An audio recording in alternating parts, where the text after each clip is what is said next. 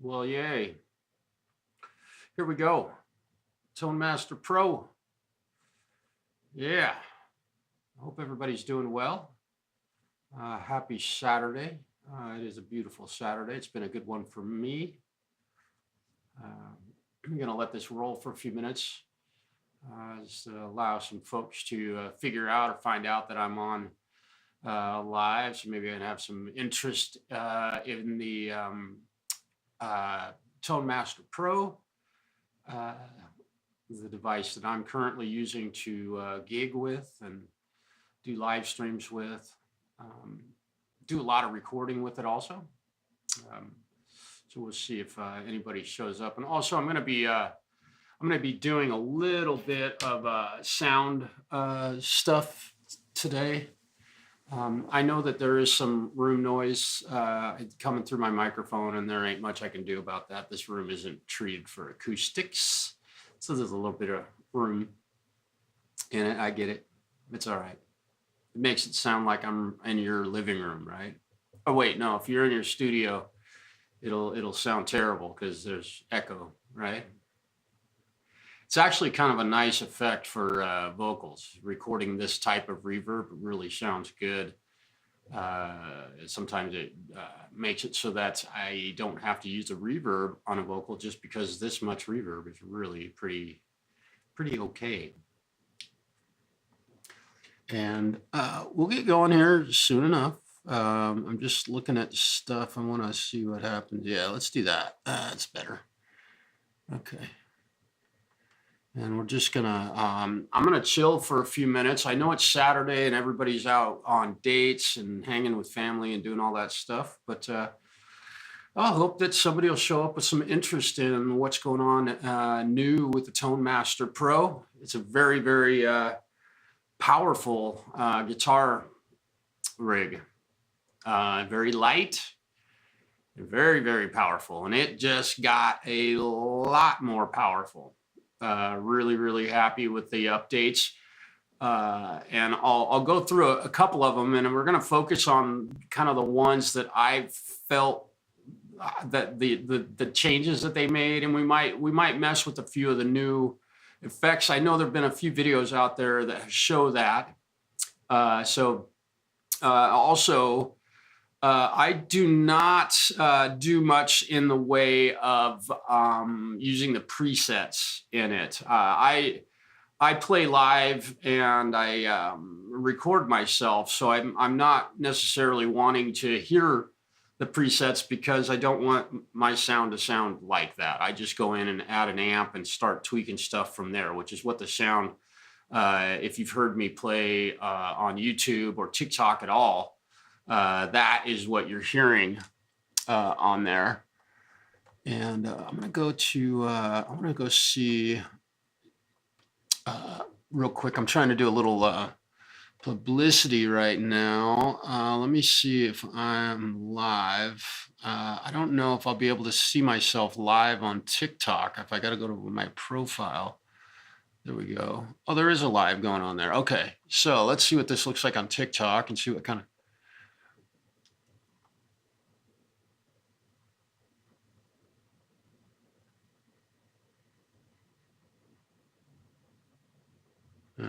okay, cool.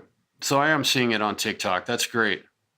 Okay, a little clicky, but I don't know if the audio is like that on TikTok. But we'll get going here. Okay, I like it. Oh, you know what I want to do? Let me go back here. It says I'm live. I want to. I think I can do this. Can I? Live chat. I don't know if I can pop out the chat in Kenneth. Hello. I'm gonna get going here very soon. Charlie, hey Charlie, man, what's happening? Okay, I can't do that, and I appreciate you being here, Kenneth and Charlie. Hello. I was watching on TikTok to see what I look like on there. I'm gonna let my also Charlie, I don't know what you think of doing this, but letting the chat be overlaid on here. I don't know. I'm curious of your opinion on that. Do you like being able to see that? I'm not able to, let's see, I'm not able to have TikTok's chat on here. Not that anybody watches me much on TikTok, but I have a really small channel on there, kind of like I do on YouTube. But do you mind having the overlay, the chat overlay on there? If it kind of bugs you, let me know. And also, I'm hoping to get some feedback today. Let me close these couple of windows. I'm hoping to get some feedback or maybe some help with some audio stuff that I encountered the other day. Oh,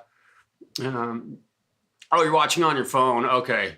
Well, sorry about that. No, I get it. I don't usually watch much stuff on my phone. I'm usually on my laptop or my computer. So yeah. Independent, hello. Hey, you're the one I sent you an email earlier. Thanks for stopping in. I have a question for you, and that is in StreamYard, Restream, or whatever streaming. Let's see. Yeah, whatever you do, I got you, Charlie. Yeah. They give you the option to have a volume control for your audio, I think, that's going into Restream. And my question to you is, do you, because Independent does some karaoke stuff and people perform live on her show.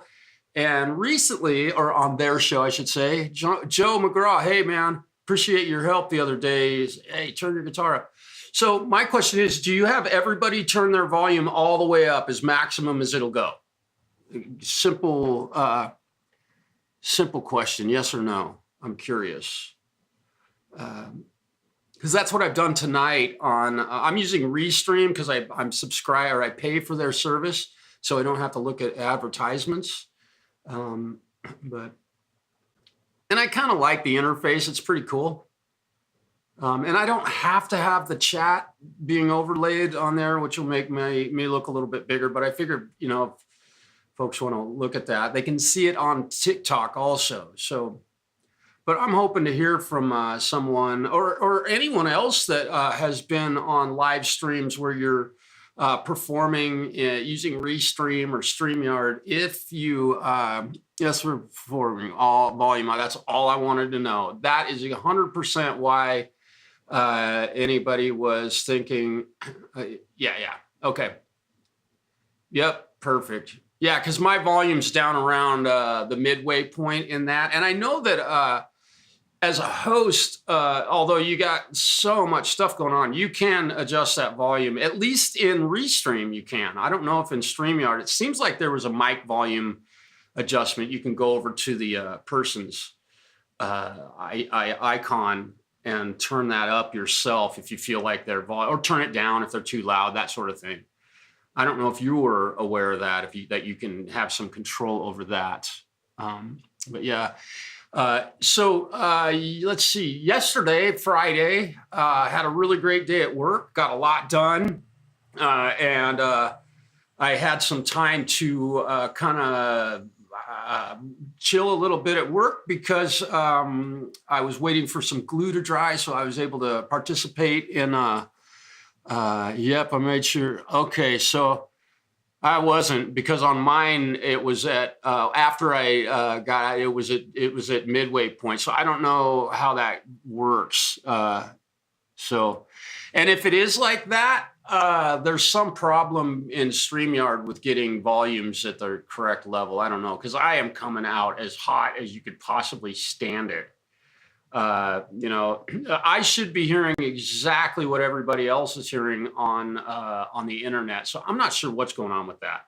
I'm not doing anything wonkety with my sound with regard to that. And in fact, okay, so what I did yesterday, and I'm not going to get crazy with guitar playing. Oops, right now, let me see. I didn't, like, my guitar pick didn't vanish. So.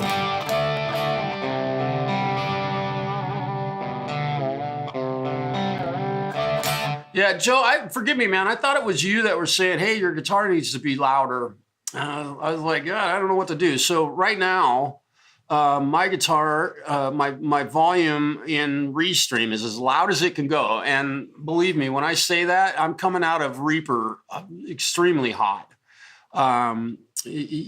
Yeah, I'm kind of tripping on that, but yeah, it's unfortunate that that is the way it is, because it seems to me like what you hear in your headphones should be what's going to YouTube, but for some reason there's an audio issue. So I'm gonna let me see. I'm gonna share a. I'm gonna go to a YouTube video real quick and do what I was doing yesterday in the exact same way, only this time.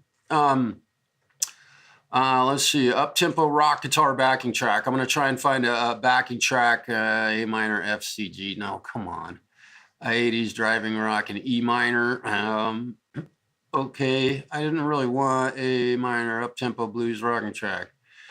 This one's only 3 minutes long. We'll see what this one sounds like. I know you can't hear it right now. That's kind of cool. So I'm gonna share this backing track with y'all, and I'll put myself up here, and I could probably make me full screen so you don't have to look at that. There we go. Okay. Oh, that's cool. Okay. So it should be, you know, my guitar should be pretty close to the same volume as my voice. Should be pretty close. And I don't have, I don't think, yeah, I'm not using a ducker on my voice right now in Reaper. And forgive me for, you know, it's kind of nice to just, oh, I am using a small ducker. Let me see if I'm, yeah, it's ducking a little bit, just so you don't hear the pick really loudly in the stream. And then also I'm going to go, okay, so we're clipping that a little bit. So I'm going to add, give me a second here. I'm going to add a limiter on my master bus, just so that I know that I am as loud as can possibly be. And I should be getting just a little bit louder. So I want to see, there we go. So we're getting some clipping, or not clipping. Yep, that's sounding a little bit louder. Okay, so I need to go, I want to make that minus 1. There we go. I want to make that at -4. Okay. And forgive me, you guys, I'm just doing a couple of simple adjustments here to my audio, because I want to make sure my streams sound good. Thanks, man. The myth fits. I just got this shirt. Let's see. I got it on Friday, in fact. So I figured I'd wear it today. I love that band. I love that band. Okay, so what I'm going to go doing here, let me replace screen sharing. Okay, and we're going to share it with audio. Okay, yes. Okay. Now forgive me, I know it went back to that. Okay, here we go. I'm going to try playing along with this. A lot of people complain. Yeah, I don't know what I can do, but what I'm hoping. Now, I don't know where my volume is going to be right now, and that is totally not what this stream is about. But if I take a few minutes and mess around with this stuff, it might give some folks who want to see this stream a chance to check in. So I'm going to go ahead and push play on this backing track, I think. Yeah, here we go. Okay, let me go back to the very beginning. Not a very good sounding backing track.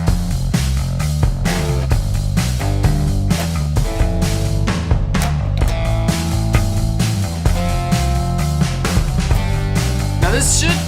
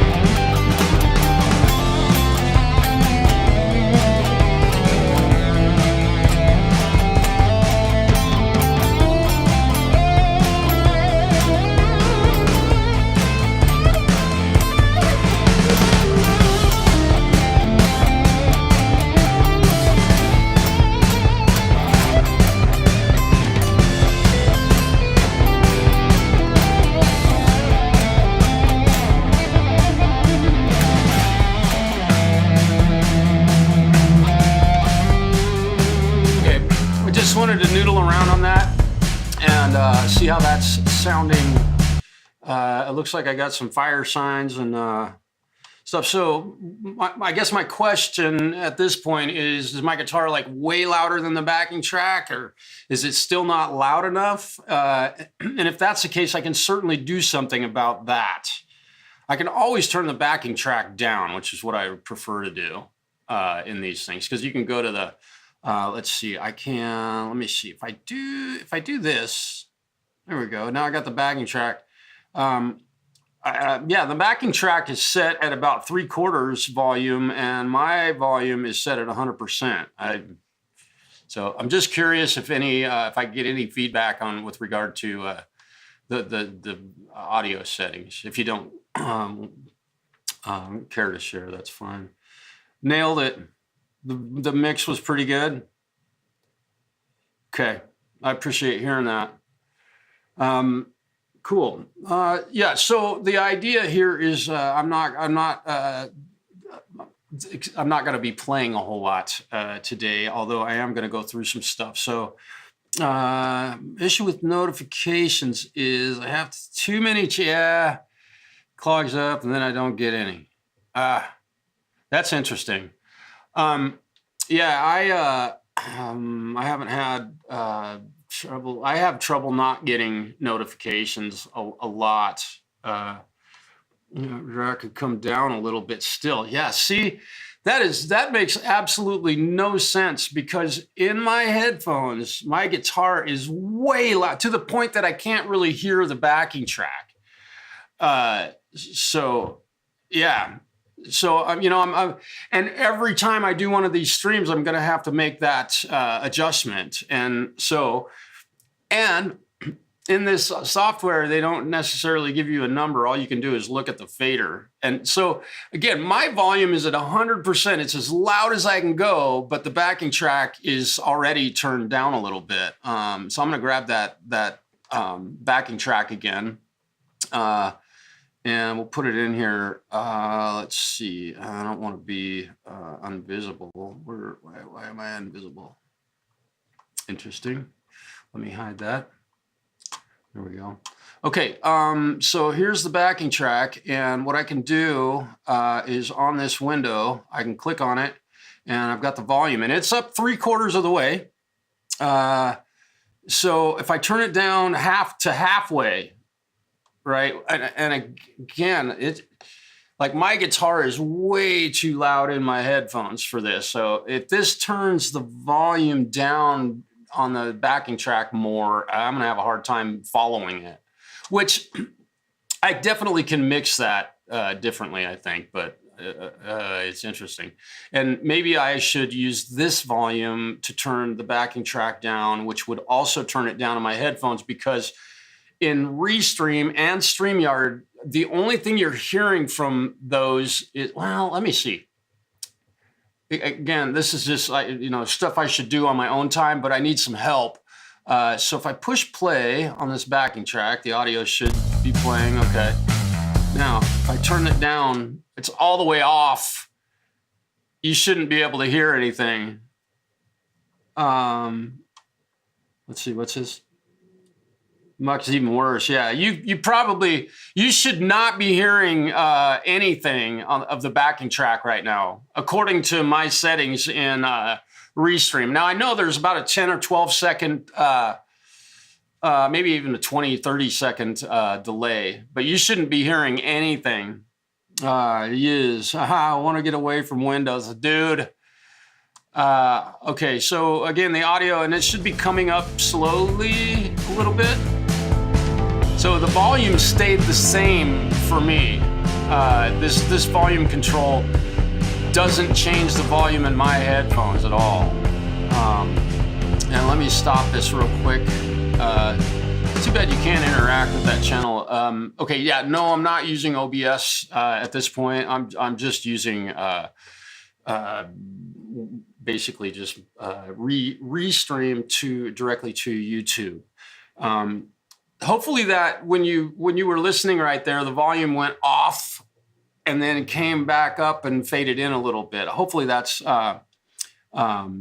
what we're doing. And I've been streaming for many years now and have had great sound. And recently things are just getting really, all the crazy hard work that we put into getting our audio great on YouTube when we're playing with backing tracks. I mean, I've been streaming for years, you guys, since 2017, maybe, and haven't had trouble like I'm having now. I always get, everybody tells me to turn my guitar up. It doesn't matter what I'm doing. So I don't like to be that loud, but even right now, the backing track is way quieter than my guitar. Did as intended. Okay. So it should have turned all the way down and then back up, a little bit of fade on that. I appreciate that. So now what I've done is I've my volume on my guitar, my voice is up at 100%. And the volume for the YouTube track is down at like 50%. Hi, Zach.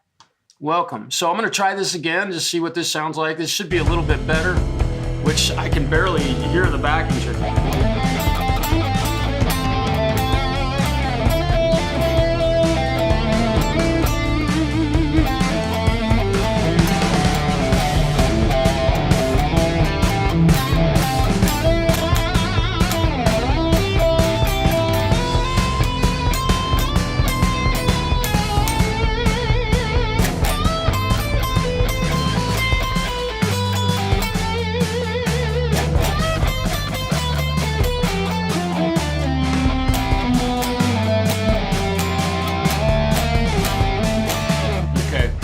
Just niddling around here playing bad notes.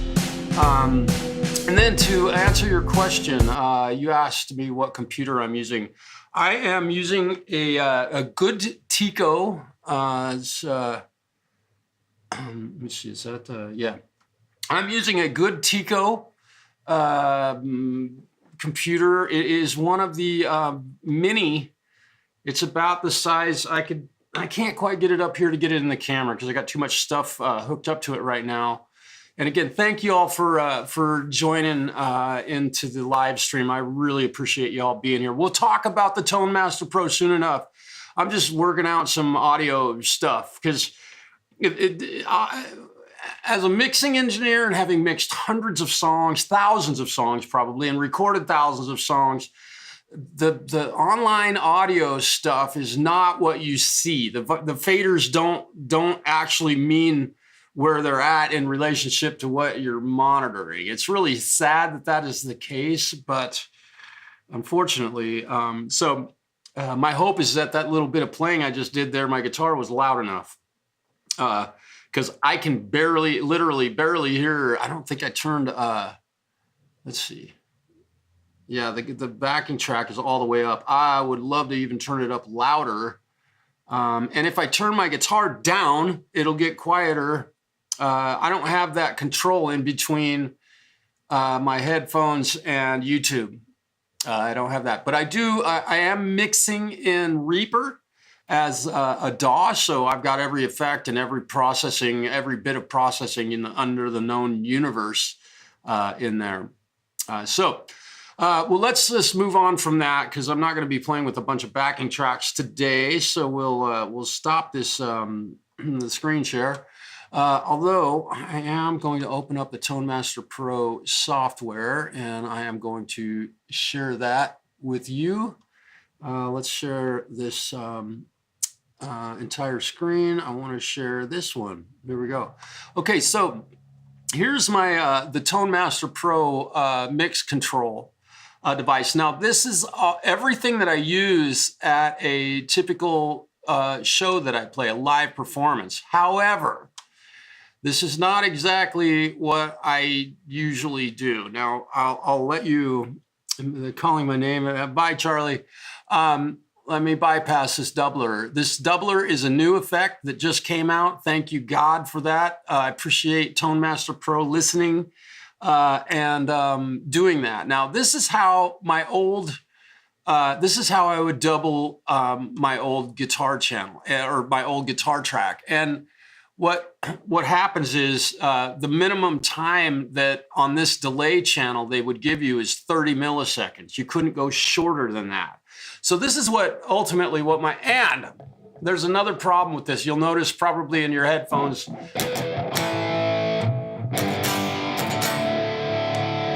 that might be a little bit, if I bypass the delay pedal, right? That is bypassed. Oh, I've got that delay. Let me turn all the rest of this stuff off. So this is just a clean, basic, pretty mono guitar sound. And when I activate this delay pedal, I'm gonna, you'll notice that the volume changed dramatically on the right side. Got really quiet. So this delay pedal, unfortunately, removes some volume, even though you have the mix set at 100% and the time set at 30 milliseconds. You've done nothing. I have turned the tone all the way up to 100%, but usually I leave it at 0. So, you know, this is my common. But in order to make that work, what I have to do is I have to go in here and take the volume of A and turn it down to about there. So that makes my guitar quieter, right? So this is the old way that Tone Master Pro did this. Now, one thing they did that I was really happy about is that on the delay time, it used to be 30 milliseconds. I have it set there because that's where it was when I bought this unit, which I was like astonished. You can't, 16 milliseconds, which now I can reduce it down to, has been used for decades in recording studios to create a doubling effect. So now I can use that, right? And get a nice sounding doubled guitar effect. And also, but I have to alter the volume of one of the sides in order for it to work. So you can imagine I've got 18 different channels that I'm running throughout a night doing a gig that I have to go through and adjust all that stuff to. So having said all of that, and this is the, again, this is kind of a duplicated, my normal audio rig. So what I have done is, again, these cabinets are fairly similar. This one's got a R121 on it, right on the cap. And then the other one has a Shure 57 on the cap edge, and they're both close mic'd, right? That's just how I like it, the same cabinet. So what I've done now is I've removed this, right? And I've added this doubler pedal. This is an always on pedal. Now, you'll notice where I have it in my signal chain, right? At the very end, my delay's in front of it, my boost pedal's in front of it, right before these. Now, I've also, at this point, I have my, going into this pan, hard left and hard right, and coming out of it, notice what I had to do here. I gotta be careful because if I play right now, the left side's probably quieter than the right? So let me turn the right side or the left side all the way up and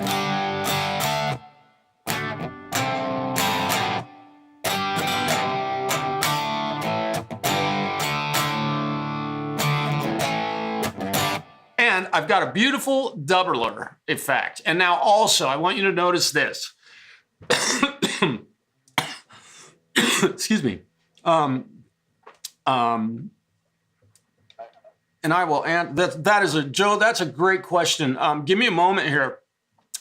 Right here is basically the mixer for this stereo portion. Let me go back. So here's my signal path. Now all of these effects after the stereo cabinets are stereo. So if I turn my flanger on, it's a stereo flanger. And that flanger is panned hard left and right. However, my guitar is not panned hard left and right. It's only panned 34% basically left and 34% right. Now, I can certainly go full on panning, right? That's what it sounds like now. It's a nice stereo field. And if you're at a bar listening to me play guitar, if you're sitting right in the middle, you'll hear that. And it might sound really cool to you, but people on the left and the right, they're gonna hear basically, if I was running mono, they'll hear that. And we can pan these all the way hard left and hard right, right? So now, and I'll turn the flanger off, right? But doing that, that can be a distraction to a live performance, meaning when you're listening to it, you might miss something in one side or the other. So this question that you just asked, Joe, is absolutely awesome. Rig, I don't have to answer, but I'm sure it's a process. Yeah. Yeah. When it comes to this kind of stuff, dude. Yeah, Sparky, man. Dude, it's great to see you again. Okay, so hopefully what I'm showing you right now, Joe, is answering that question. It's a wonderful question. But in order to get a stereo effect, I have to put this splitter, ultimately a stereo split. Now, I'm going to make this 44 or 34. We'll go there, and makes it really easy. Okay, so now I've got a stereo field that basically my dry guitar or my distorted guitar or whatever. Now, if I kill this doubler, we're mono.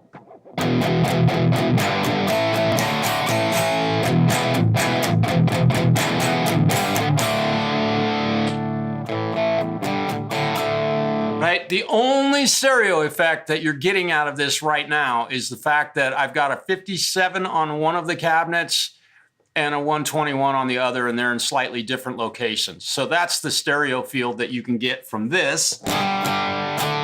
It's very subtle, but you turn this doubler effect on, which is my always, and right? It's not intrusive. It doesn't have a bunch of God,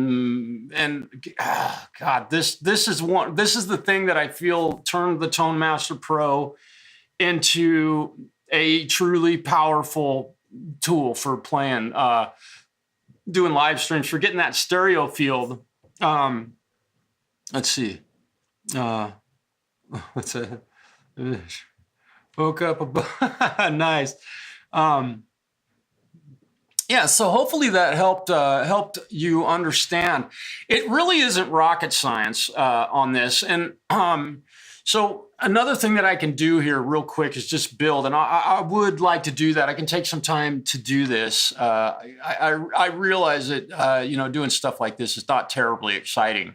It's not. So that's just straight up dry, boring, dry guitar, right? There's no amplifier on this. So we're going to grab a 57 Deluxe amp, and this should sound pretty good. It's very quiet. I don't know why Fender does this. They set the default volume at 26%. And so you can hear the volume change that just happened in my guitar rig. So we're going to move this up to about 80% or so, which should make this, right? Killer little sounding amp. In fact, I don't really like that amp. So let's replace this one. So I'm going to build a stereo rig. So Joe, you can watch me do this if you've got time. I want to, what is the one? It's there's a Mark II,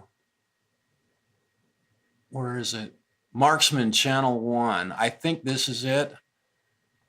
This thing just sounded so killer. Yeah. And you'll notice how loud this one is with the volume at 27%, whereas the Deluxe was quiet. So the amp volumes in the Tone Master Pro, you definitely have to tweak those to get around, to balance them out. So now I've got my amp, but what I want to do here is make this a stereo channel. So we're going to go to the signal path type. So it says instrument series. You can see here, it's an instrument series. I can go down here and set it instrument split, right? So we do that. And I have the volume set at 53%. So now I've got an instrument, and it's still mono, right? But if I put a stereo effect behind that amplifier, now I'm gonna do this real quick. We'll get you a really nice. Let's Let's find a nice stereo delay, stereo echo filter. So now this is in front of the amplifier, right? It's totally mono, right? Pretty cool sound and delay effect. Putting that behind the amplifier, and now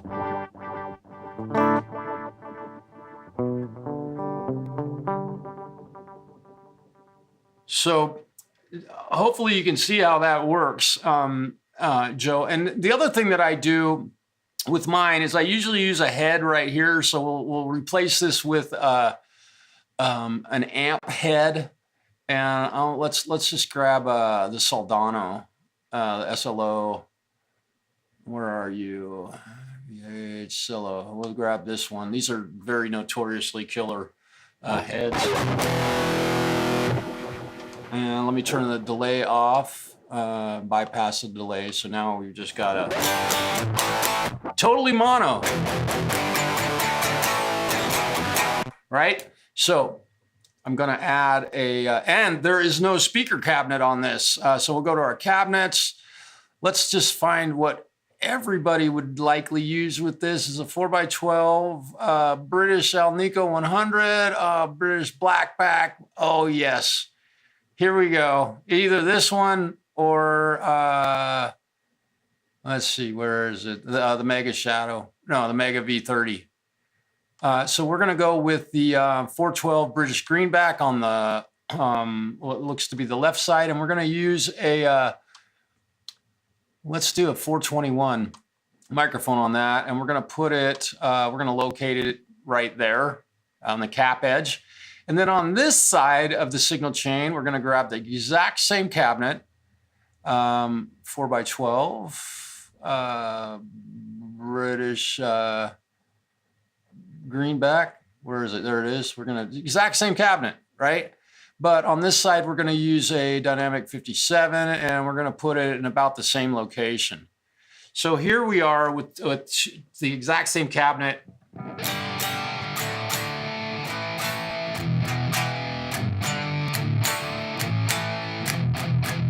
Okay, since BCG 5150 is here, we are gonna switch this amp out. We are going to replace this amplifier with a EVH, let's go to the red channel. Hell yes, here we go. All right, 5150, baby.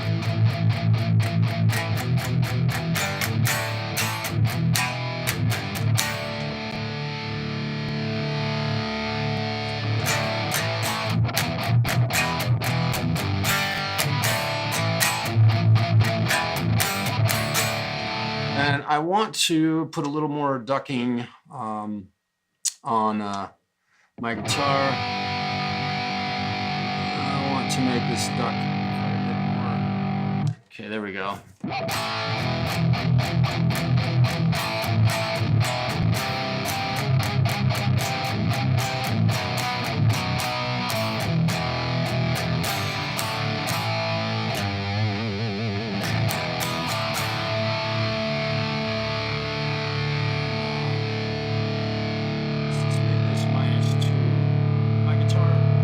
Our guitar is going to get a little bit louder.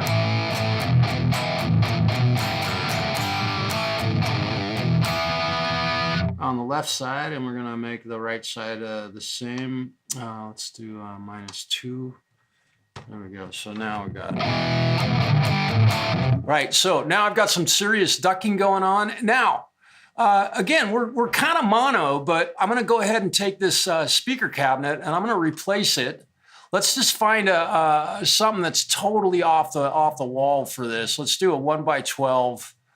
Oh, these are still cabinets. 1x12. Let's use this deluxe creamback, and we've got the mic placed in a totally different. So let's see what our stereo feels like now, just using a different cabinet on both sides. Right. Okay. So that sounds pretty good, but what we can do here, let's see what the one, we're gonna kill the right side. And we're gonna pan this all the way over to the left, and pan this all the way over to the right. So now I'm still hearing mono. It's coming through both. It's coming through both of those. What is going on here? Interesting. I'm a little confused here. I have them panned and it should have no sound. Okay, so, maybe this is what's going on. Okay, so this is probably not the correct form of this. Let me go to preset settings. We're gonna go to mic line. Let's go to instrument parallel 1. There we go. Okay, so let me go back. And again, I'm learning something. So now we should have, yeah, nothing. And so we've got it panned left and right, which I don't even have to do that at this point, but should. Interesting.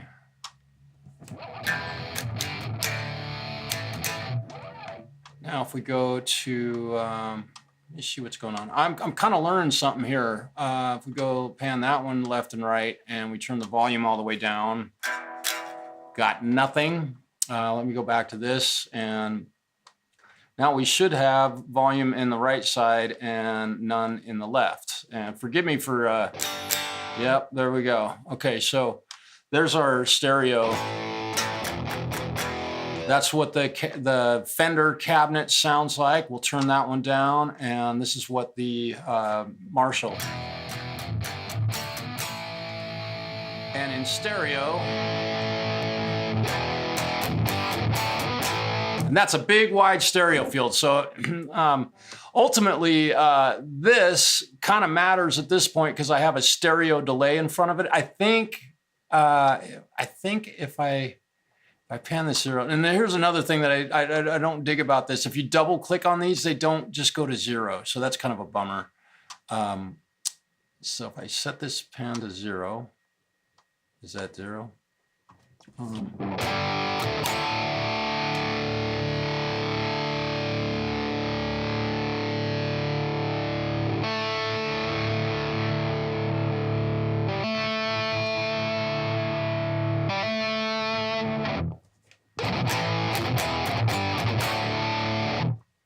Back to this one. Yeah, we're full volume. Okay, so if I turn this delay on now.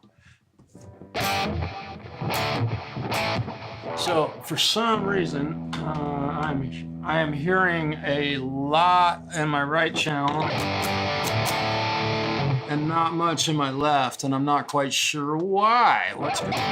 Yeah, so my right channel is definitely louder than the left, and I have no idea why. So we'll pan these out and see if we got, yeah, I can even see that it's going into my computer panned incorrectly. This should be same volume on both sides minus the difference in the speaker cabinet. So let's go ahead and change this to the same 4x12. So, you know, this might be stuff that you haven't had to deal with. We'll put the microphone right there. It should be the exact same volume. Yeah, it does. So the level of your speaker cabinet can affect your stereo field. So really be aware of that. And we'll bypass this delay pedal. So now we've got a nice big wide stereo field, and we'll add a just to make sure that we have a nice stereo field, stereo doubler. We put this in. I usually put it in front of this, but I can put it on either side. But now we've got a doubled guitar sound. Now, here's another thing that I've been doing with the doubler effect is I have been bringing it back to about 50%-ish. None of the, I don't use the variations, just.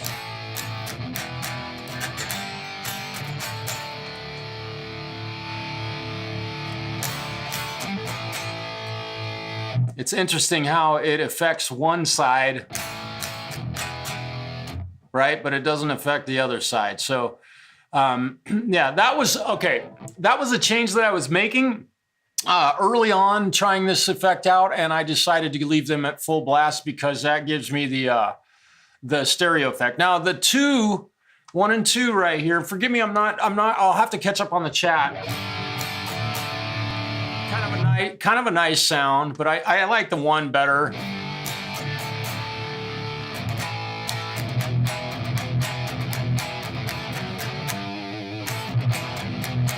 Sounds great, dude. That 5150 is wicked. Way too heavy for the music that we cover.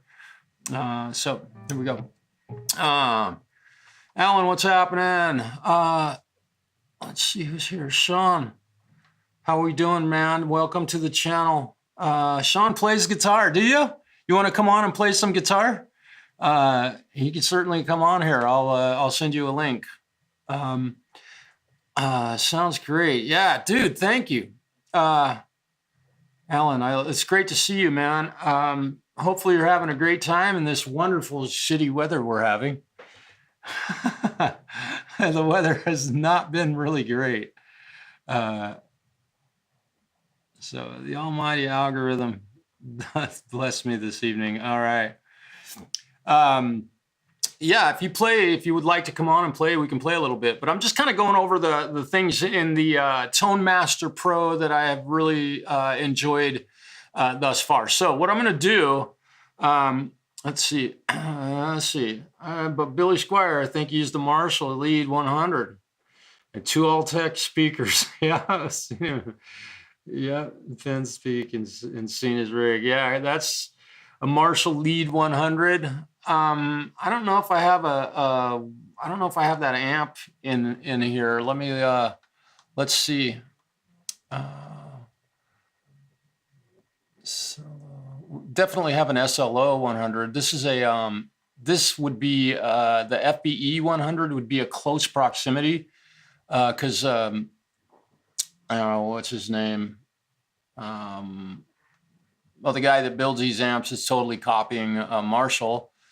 British Plexi. Here's a British 45, and you get maybe this will sound.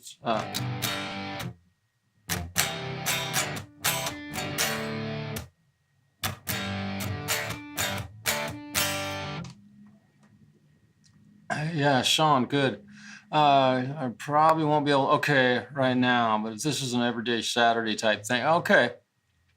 Yeah, Sean, dude, I kind of go live randomly. At times I kind of just pop up once in a while. But it would be great to get on together with you and play because God, listen to that stereo. Oh my God, that amp sounds so killer.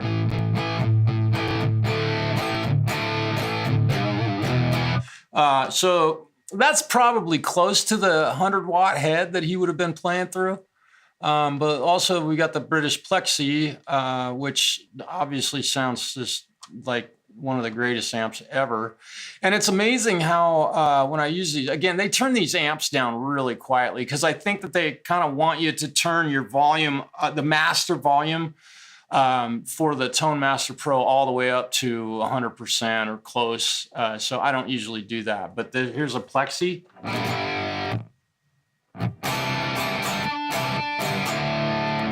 Right? I appreciate you saying that, Sean. Let's dig Billy's sound. What's Billy Squire, man? What was his God, I covered some of his music, man. I can't even think of the name of his song, one of his songs at all. So there's a couple amps now. They did release a few new amps in this release, but we'll get to that stuff. So again, I wanted to show you the big thing that I'm loving is this doubler effect. That just and also it seems like they have done something to make the processing power on this thing far more powerful.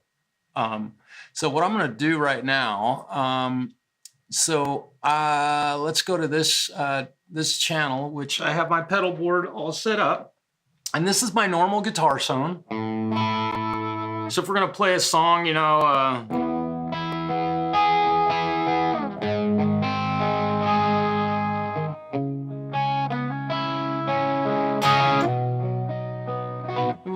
that song.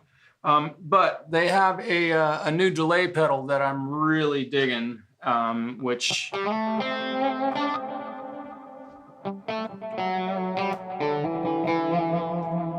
We'll look at this. Again, there's just a few things. There's my doubler, and here's the new Aurora delay. This is a stereo delay. All right.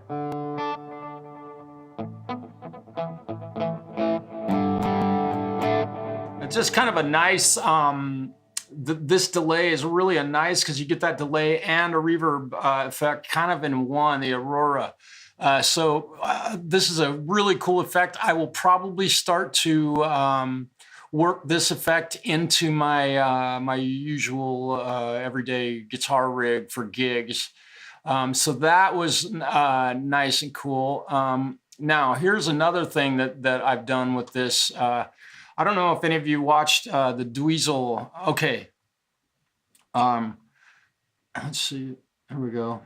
Thank you, Indy. I appreciate you doing that. That's very cool. You forgot Phyllis. I didn't forget. I didn't forget him. In the dark.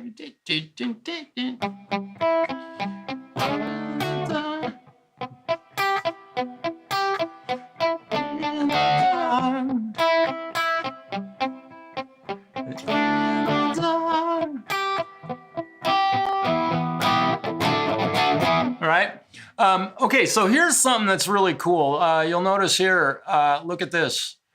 I got a wah pedal that's a custom wah on the left side or the right side, and I've got this other wah on the right side or left side. And let me get this. Not letting me. Oh, there we go. Okay, here's something that's really cool. So I have an expression pedal here to run my normal wah, but this is actually controlling both of the wah pedals. Now, if you're wearing headphones, you're really going to hear this. Now, there's a couple of things that I really dig about this. You know, go to a higher gain amp.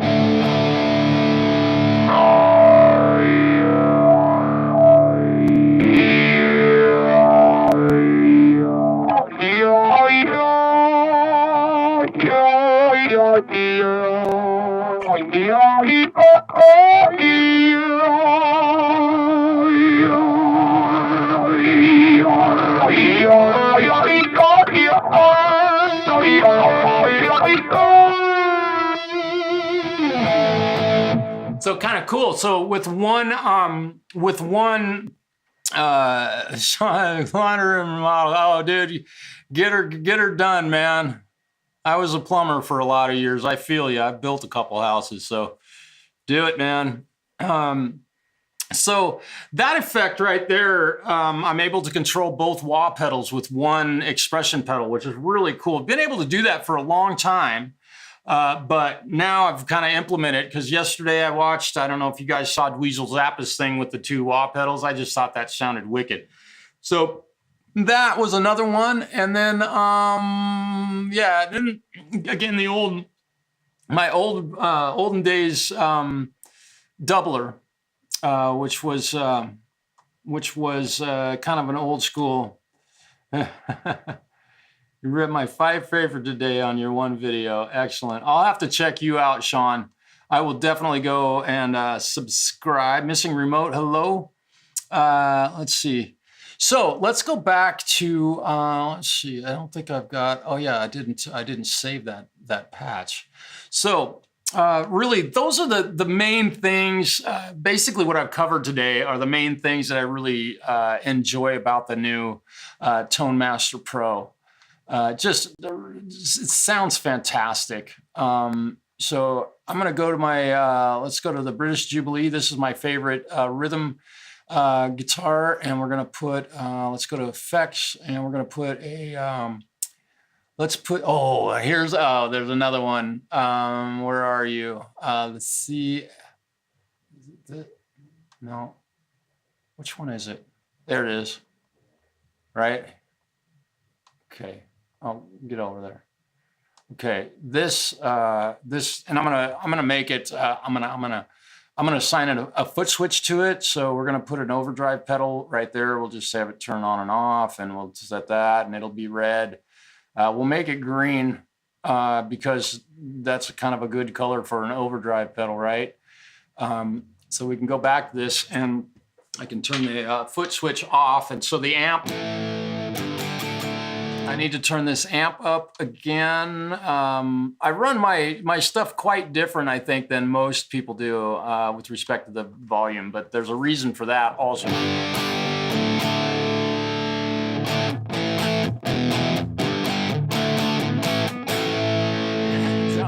Don't bite on your fingernails. I don't. I trim them with fingernail clippers, and just to prove the point, these should always be. Oops. Let me. Let's do. I think I can. Where am I? Where am I? Oh, maybe if I had this. Now I can see me. Maybe. No. I don't know where I went on this. Where? There I am. Okay.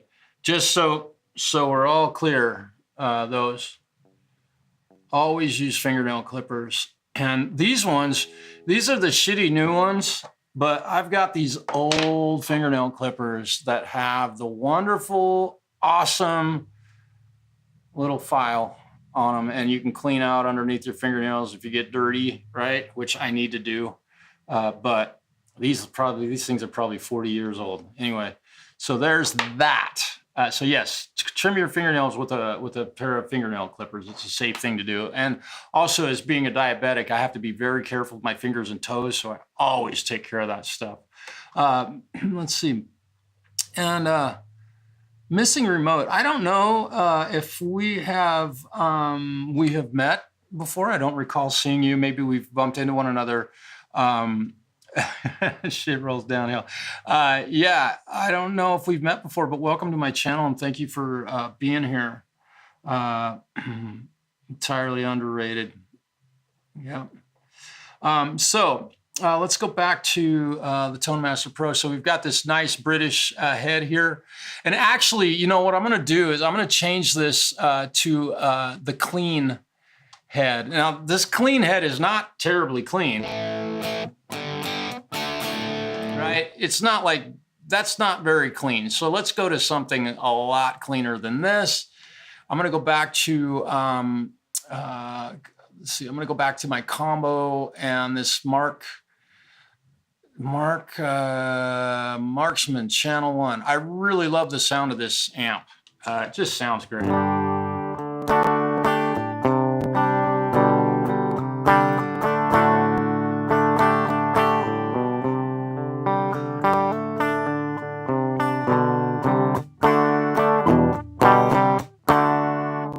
It's as good as the TMP, yeah. Sean, dude, what you just said is a very important thing that I think too many guitar players get on this rampage, that what they're using is the best shit in the world. That's like saying a Macintosh computer is better than a Windows computer, ultimately. If it works for you, use it, you know. So, dude, that right there. And yeah, it would be great to have you on. I have done live jamming with other guitar players. We're able to solo over the same backing track and everything lines up through Restream. And what you hear and what I hear when you're playing or when I'm playing is in perfect time. And the unfortunate part is that by the time it gets to YouTube, because of all of the network and not everybody's hooked up to fiber optic and all that stuff, there is some latency. And on YouTube, you end up with maybe 8 to 10 maybe milliseconds of latency between when you hit a note and when the actual audience hears it, or vice versa, where you hear the note before the video lines up. So it's that's the one caveat, but you can definitely play together live, and it would be great. I am open to playing with anybody, and I don't care if you're Eric Clapton or Zach Wilde or Joe Satriani. I would love to play with you. Or you know, some beginning kid. I'm also a teacher, so super lead sound be my thing. Not too hard. What is it? Let's see. Yeah, to do. I know. Yeah. What's that 5150. Phone modem is faster than fiber optics. Oh, well, I don't know. I don't know about that. Yeah, I'm a new owner of the Tone Master Pro, and I have a lot of reasons why I got this thing. I do own the original Pod. Well, I don't think it was the first release. I bought mine in 1999, so it's a Pod 2.0, literally the old egg-shaped thing. And I've still used it here, and I've played through it and not told anybody I was playing through it, and not one person went, that sounds like shit. But if you listen to Glenn Fricker or HP42 or these other guys, oh, the Pod just sounds like shit. Yeah, I wonder if those guys realize how many records were likely recorded with that. I don't know the numbers, but that would be interesting. So the Tone Master Pro is a new thing for me.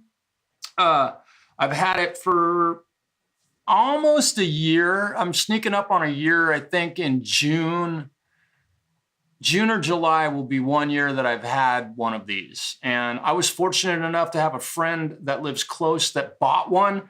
And he let me borrow it. He was out fighting fires out in the wilderness, and he did. And I was like, can I try that thing out? Now, the thing that I love about this over the Quad Cortex and a few of the other ones, number one is its size, but also the space that we have on the foot controller to step on buttons. I'm not worried about stepping on, the spacing of the pedals is adequate enough that you don't have on a Quad Cortex. I dare you to step on one of those pedals without hitting another one. I mean, you'd have to have really tiny feet, and you have to be extremely accurate. And that I ordered a Quad Cortex when they came out because I am a NeuralDSP nut. I love their stuff. The units are too small and the pedals are too close together. I make money playing music, and I can't be out there stepping on the wrong buttons and having my patches changed to something that I'm not wanting. So this one fit the bill far better than the Quad Cortex. Again, I ordered the Quad Cortex right when it came out, and then I got the letter that it was going to be a year and a half or something before I could get one. So I canceled my order for it. Let's see. There's missing remote. I love your name, by the way. That's pretty cool. I'm trying to get my bass amp to sound better. Oh boy. Well, they came out with some really, really cool bass amps on this thing. I don't know if you're talking about an actual like upstanding bass amp. I will never carry an amplifier again. If I'm doing a gig and another band brought amps in or whatever, good for you. I am not helping carry it. I'm not helping move it. I've done that. And I'm not being a dick. I'm just saying for the same money that you probably, or less that you spent on that big old heavy amplifier, you could have one of these and the sound guys would just love you. So with the Tone Master Pro, if you bought it now, have the upgrades. Yes, absolutely, 100%. And I did the actual update on this live on YouTube the other day. I found out I was getting ready to go live, and my buddy sent me a note and said, hey, check this out, and a link to the update. And I was like, oh, you jerk. Now I'm going to have to update it. I did it live on the air, and it takes about 5 minutes or so total to download and install the updates in this, and you will have everything that this thing has. So all of the, and also I think Fender did a really great job watching its competition, learning what they did wrong and capitalizing on that by making this thing as powerful and killer as it is. Now, there are buttons on this thing that I wish they would make disappear. The whole preset push to view thing, and I'm not going to show you the pedal because it's down here on the floor. But there's a button on here that it's useless to most people, I think. So yeah, Sean, thanks for stopping in, man. And I appreciate your input. And got to split my dudes. Yep. Oh boy, I need some backup. Good grief. I raised one of those little devils. Let's see, Joe. Yeah, so take care, Sean. Man, it was great to see you. Be sure to subscribe. Hopefully, we'll see you again. You can find out when I'm going live again, and we can play together, man. And, you know, if anybody's watching that would want to come on and play, you're more than welcome. Just hit me up. Or come in and contribute to the subject. Because I got nothing better to do. It sounds like the audio is working pretty good. Now, I got to this OCD pedal, and I haven't even used it yet. So here's the Marksman channel 1. Here's what the amp looks like, so you can see the amp settings.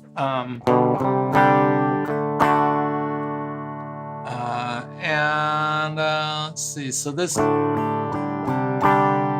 Now we can also go here and turn the EQ off. So this is going to be a lot more mid-rangey. Turn the EQ back on.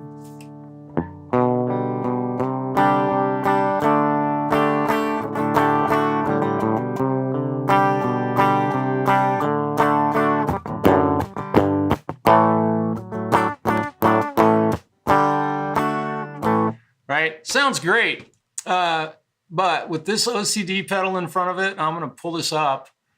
And they set it here at its as its default, and listen to this.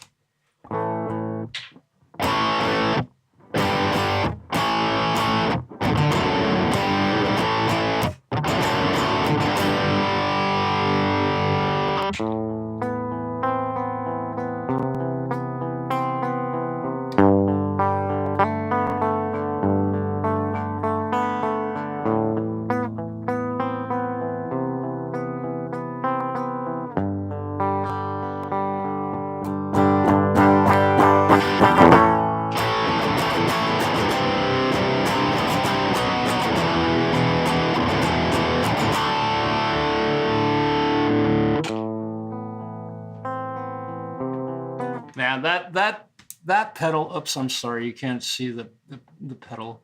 Let me put this back up here. So here's the OCD, basically the CSD, OCD.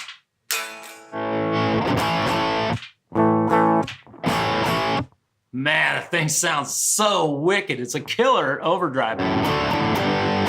Yeah, Son uses a lot of pedals. Let's see. Yeah, dude, I was in the same boat. I did too, and I still do. I still use a lot of foot pedals with this. As you can see, right now I've only got one on here, but let's add a block, and I'm gonna go right here, and I'm gonna put my effects. I'm gonna go to delay, and I'm gonna add the stereo doubler. So now this is pretty much normal sound.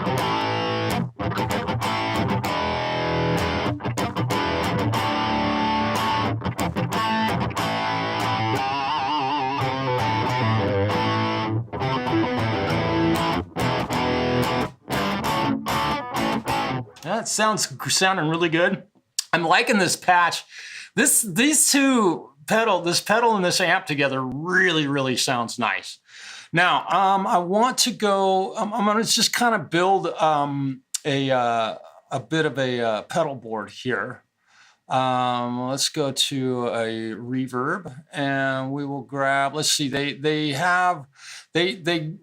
recently added the small plate reverb and the small room reverb, and I think the small hall reverb, or the large hall, whatever, I can't remember, but these sound great. All right. So I'm gonna go in here, and we're gonna just mix. I'm gonna turn the decay down. So we got a nice. Man, that sounds great. And I'm just going to turn the mix down, right? It's a nice tone, Joe. With the OCD. He'll leave a screw. Oh, yeah. That was a thought that I had to do, Sparky. Yeah, I was kind of messing around yesterday with those. I know that's kind of dangerous, but yeah, So now I've got a reverb on there, and I'm going to put a delay, and I will, let's go to my effects, and we'll go to delay, and let's just get a, what do we want to do? We want to do a stereo. Let's do not stereo memory delay. No, let's go to stereo tape echo. Yeah, let's do this. And I'm going to put this tape echo in front of the reverb. So it's just that easy to reorganize your pedal board. And we'll look at the settings on this thing. So it has tap subdivision. So we'll go dotted eighth on the left, and we'll go quarter notes on the right. And let's see what this sounds like. Should.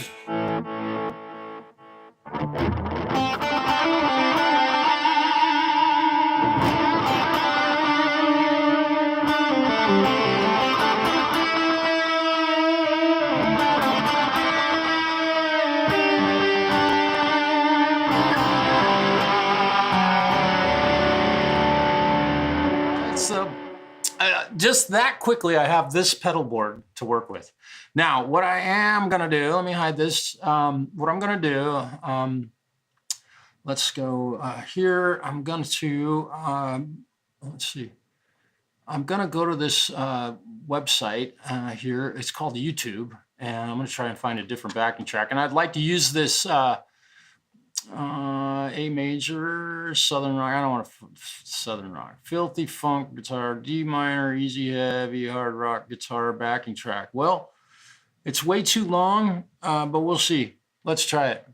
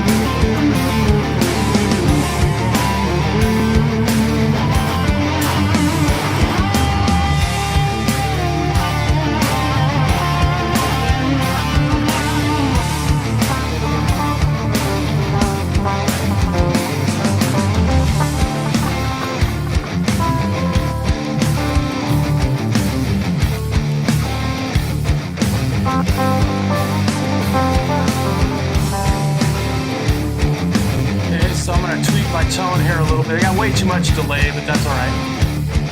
I want to get me a, I want a sustainer. Okay, we're gonna get some sustain on this.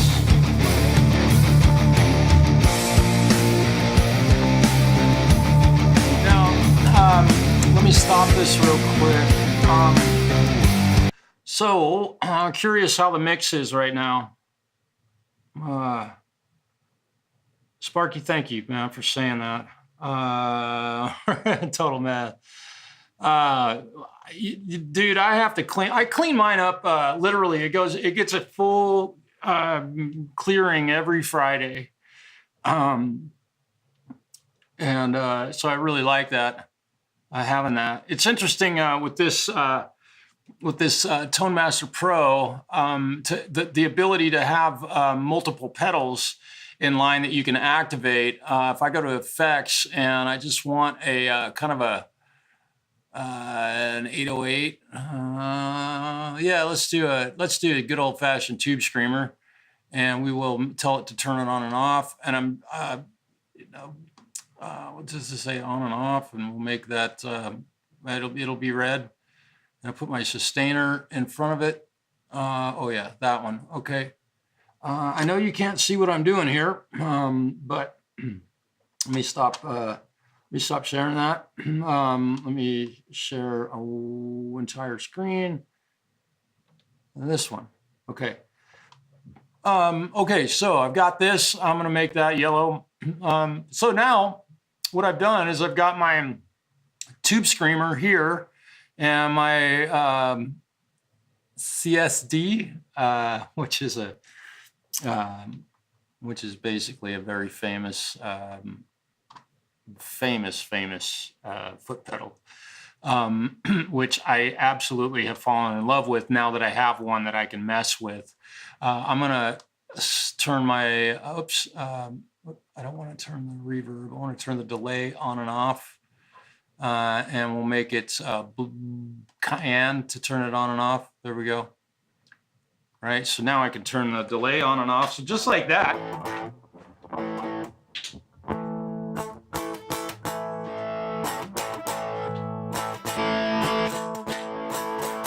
And now we're going to go in and make the tube screamer like they usually are. Yeah, interesting. They've added a blend on that. Usually people dime that and they turn their overdrive, or 3 o'clock-ish, and tone about there. So let's see.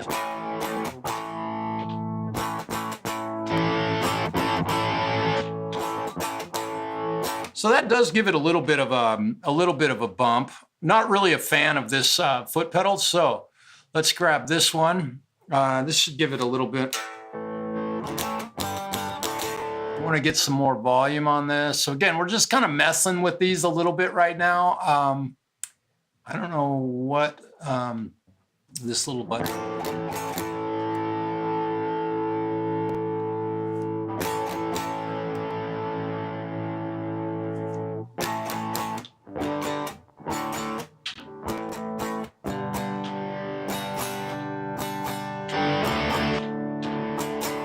Yeah, so what's interesting is the level difference. Let me move my sustainer over here. The level difference between this pedal and this pedal. And you can notice this one's turned down to almost 9 o'clock. I'm gonna grab that and I'm gonna bring it back to about 20%. Sheesh. Okay.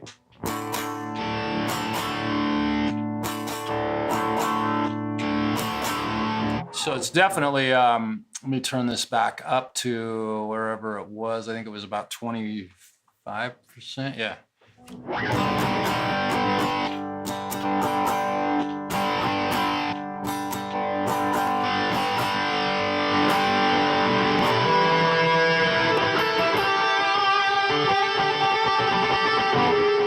Man, incredible, incredible. There we go, okay. Let's just see. Let's see. Sparky, man, all you guys ever play. Oh, dude, you're very kind. So 5150, 80 Screamer were the best. Yeah, my old 808 is still on my shelf over here. I won't use it. Alone Again. What is this? 10 guitars to my one. Yeah. Let's get, so here we are. So now I've built a new, basically a new amp rig for doing live shows. I would go out and play a gig with this right now. Yeah, that might be true. I mean, I work for a business. Our business has been open. We just celebrated my journeyman's 45th year working at that store nonstop. I think the store has been open for 48 years, maybe 47 at this point. So we're sneaking up on that 50-year anniversary, which will be really nice. Talking alone again. Let's see. What was this? Nutshell. Yeah, I've recorded that several times. That one, let's see, we don't need any overdrive on that.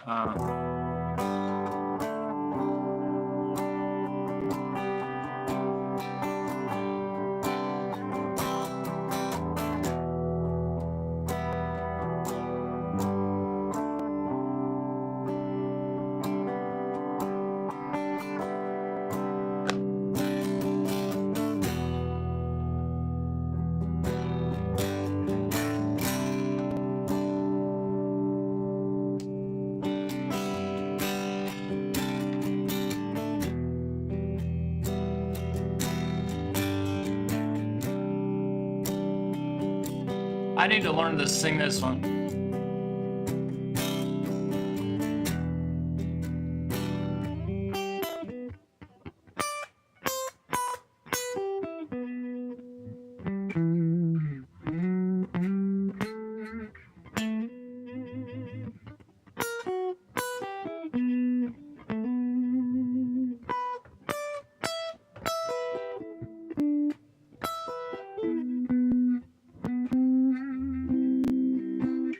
Had that lick in it. It was really beautiful. Yeah, that's one that, well, I just heard a little bit of glitchy, clicky stuff going on with my voice. I'm not quite sure why. I haven't had much in the way of audio trouble, it seems like. It seems like everything's been going pretty smoothly right now. Except for not playing all of that great.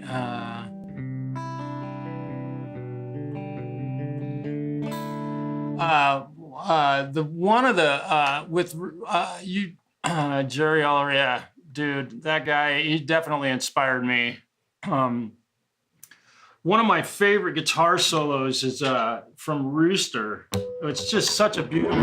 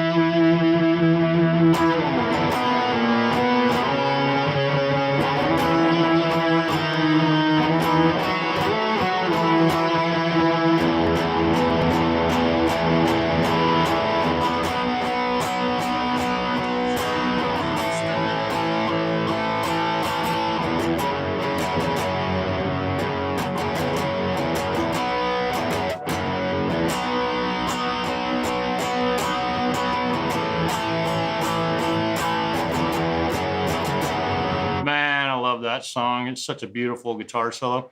Yeah, it was one of the I had heard very famous jazz player. I heard him doing octaves, and when I heard Jerry Cantrell do that, man, on that song, I was like, oh man, he became definitely one of my all-time favorite guitar players. Let's see. Atomic Rooster. I don't know if I ever heard them. An interview. Let's see this. I see an interview that Eddie gave him a whole rig. Oh, and left it in Jerry's garage. Yeah, that was cool. Very cool. Remember the band Atomic Rooster. What era would that have been? Was that 80s? Sparky, with respect to Atomic Rooster, I don't think I ever saw them. And I want to say thank you guys for hanging with me tonight. Nothing really major. The Tone Master Pro is definitely going to be my rig for the foreseeable future. And again, I want to just say how truly amazing the recent update is on this. It is astonishing how far forward they took this thing with respect to the effects and the new delay pedals and the freeze pedals and all that stuff. In fact, I've got a freeze patch set up, 60s and 70s. Atomic Rooster. I'll give him a look.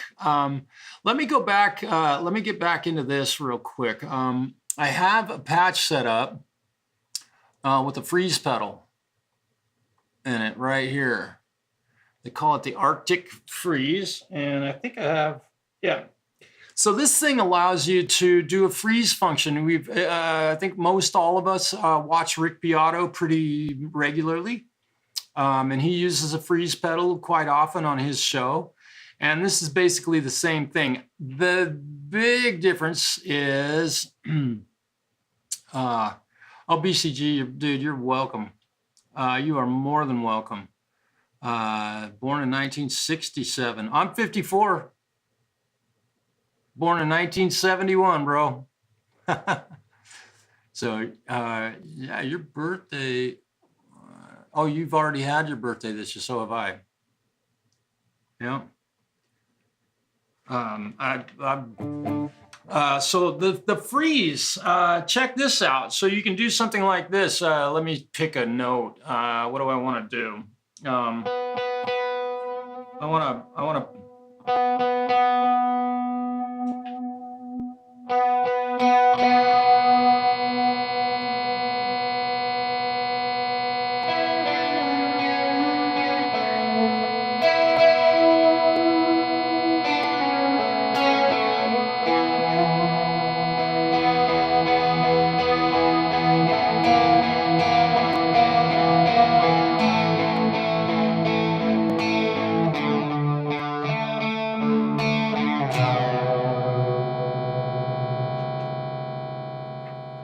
Not a real big fan of the freeze pedal.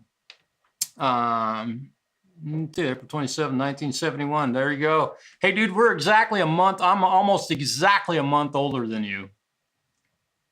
March 30th. Yeah. BCG, good night. Thank you for stopping in. Oh, Sparky. Yeah.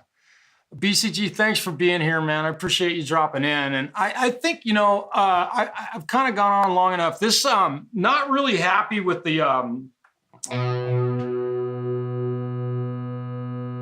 you hear that there's kind of some artifacts going on with it, and I'm not quite sure. I want to make this bigger.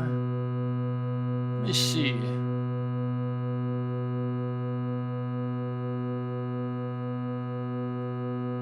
The gliss doesn't really do anything, but it sounds like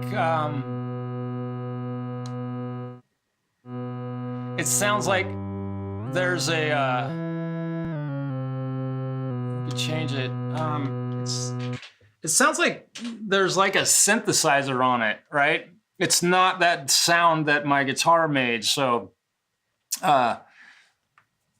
hopefully I got a little bit of 5150 amp in here for you, brother.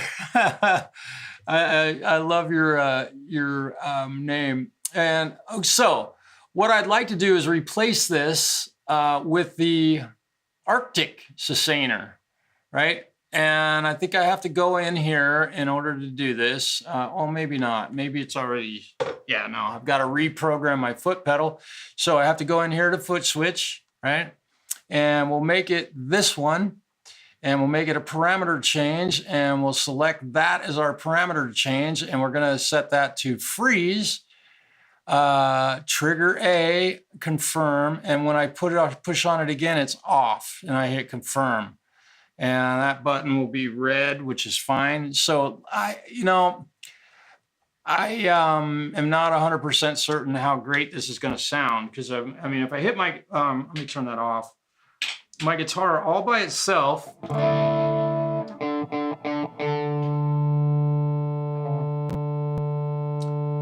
that sounds a lot like my guitar did.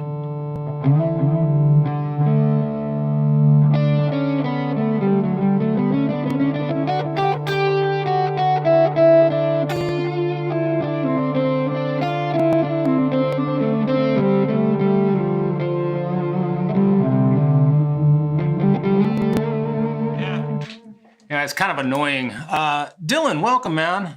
Let me read this. Do you remember that? Welcome, man. I sure appreciate you stopping in. When I set amp volumes, I set the amp levels to 100% and volume to taste, as well as the master volume. Then turn preset volume down. Yep. Is the master volume to turn it down or up? Yeah, you're basically doing this thing exactly in a very similar fashion that I am with this. I'll show you my amp settings.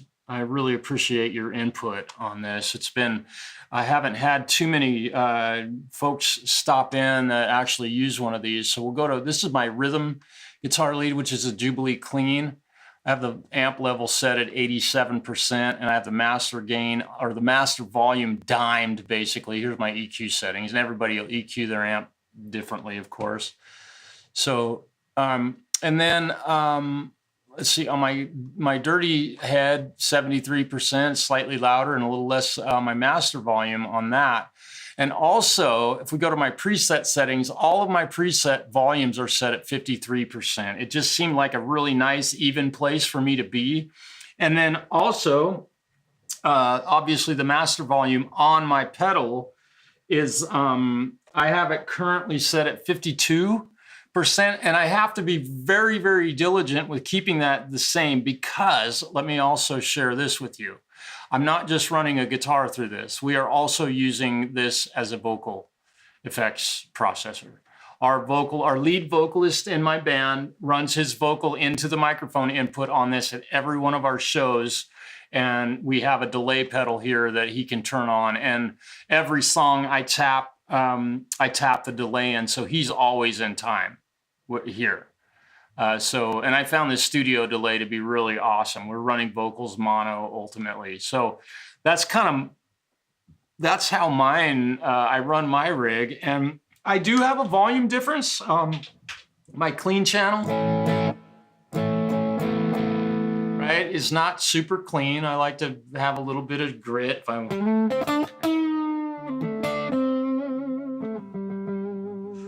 Right, and then my dirty channel.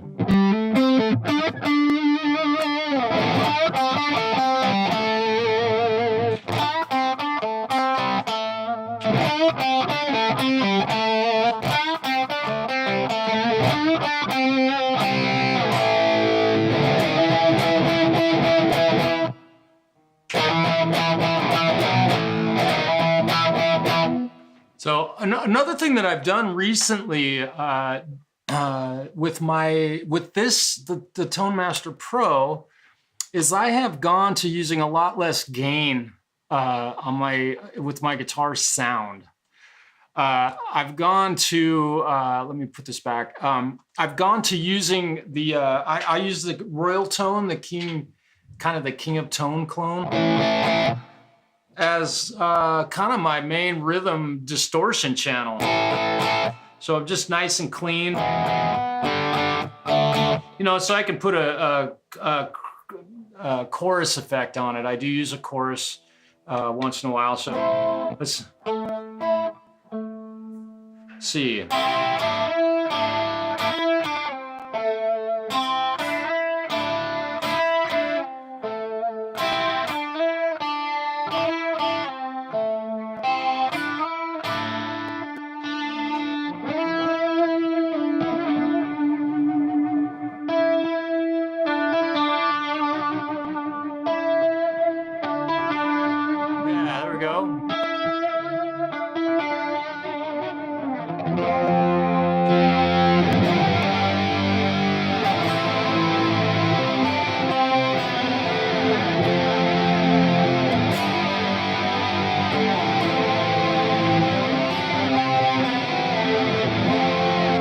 Just really been using a lot less dirt, I think, although it might sound kind of high gain when I'm all by myself, of course.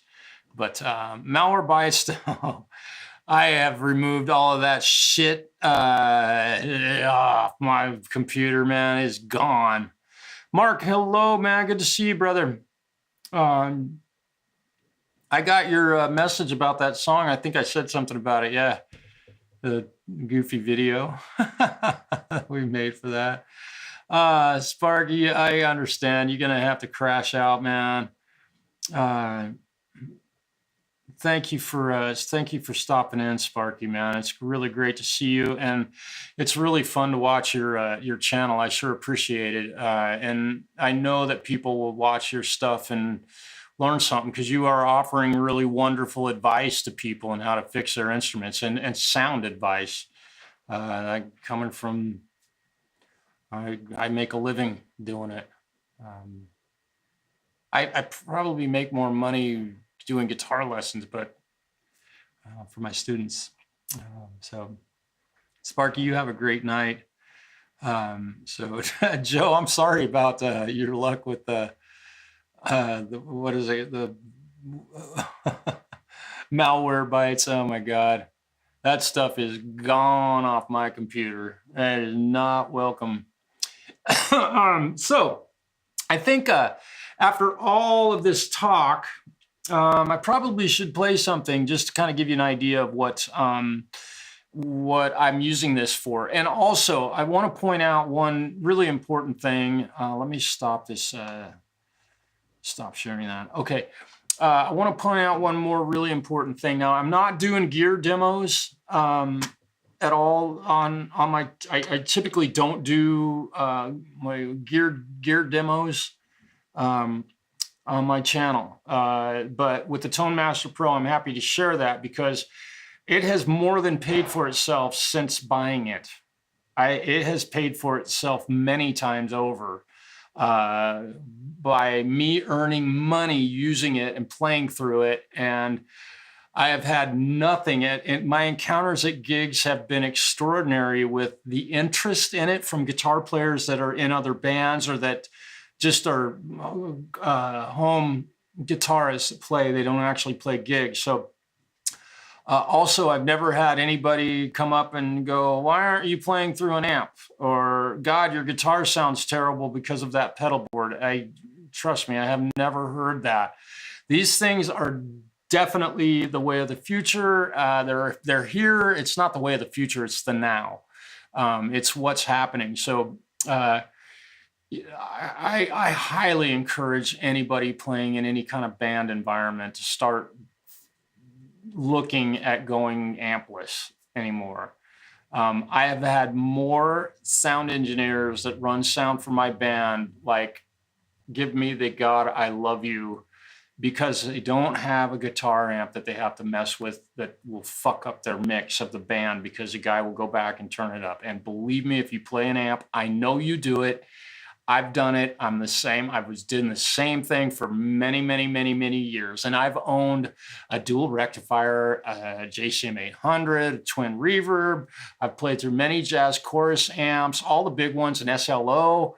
I've played through most of those, deluxe reverbs, all that stuff. All of them are too loud because they're usually pointed at the guitar player's ankles, so he can't hear it. So he turns it up loud enough so he can hear it, and you're just immediately too loud in the whole room. So go to this, and instead of buying a 100-watt head that is absolutely, utterly useless in today's world, and I have, this can be backed up by little bands like, oh shit, Metallica. They don't use amps anymore. They're playing through fractals, by the way, which this will do most everything that a fractal will do.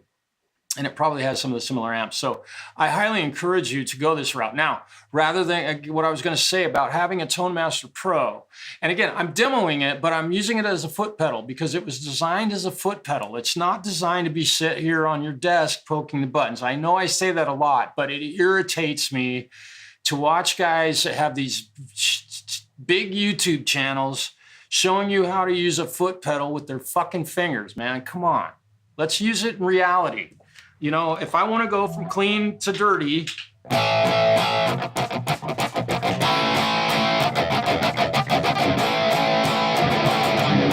right? Let's do it right.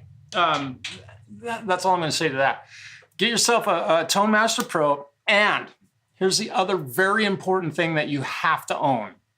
If you're going to own one of these, that is a very, very nice powered monitor. You need to own your own nice powered monitor. It could be a 10-inch, it could be a 12, you know, depending on the size of the venues you play. I play through a 10-inch monitor and it will rip my head off. But the beautiful thing about that is that it's pointed at me, pointed completely away from the audience. So I am never that guitar player that everybody in the room's going, God, turn it down. You sound great, but Jesus, turn it down. And when you're doing your gig with your deluxe, Hot Rod Deluxe or your Marshall or your Mesa Boogie, everybody in that room, especially in smaller venues, are please stop. You know, it allows you to mix the band. So the Tone Master Pro has definitely taken that part and made it much better. It's made running sound, it shows a whole lot easier. So I highly, highly, highly recommend this device. They're about $1,500 now, $1,600, brand new. You know, you can find them used for around 14. I bought this one, actually, I did buy this one used. And the guy I bought it from, I was able to speak with him and he said, you know, I bought it and then put it in my studio and I just didn't find myself using it enough. And he's like, I may have turned that thing on twice the whole time he had it. He didn't want us to take the time to learning curve. So I got it brand spanking new. It still had the plastic peel off covers on it. It wasn't like a demo. I didn't have any scratches in it.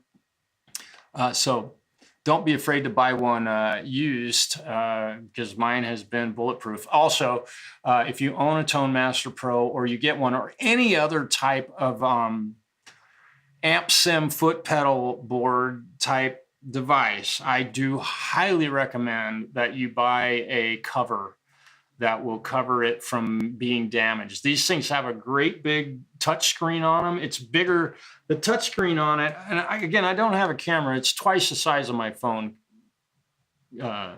So you can see how big I mean, it is huge. So you can do all of your editing on it. You have to make a change real quick at a gig. You can reach down and do it. But I will say this little piece of plexiglass ultimately sits over the monitor. So this is the exact size of the screen on there. So it's about twice the size of a cell phone.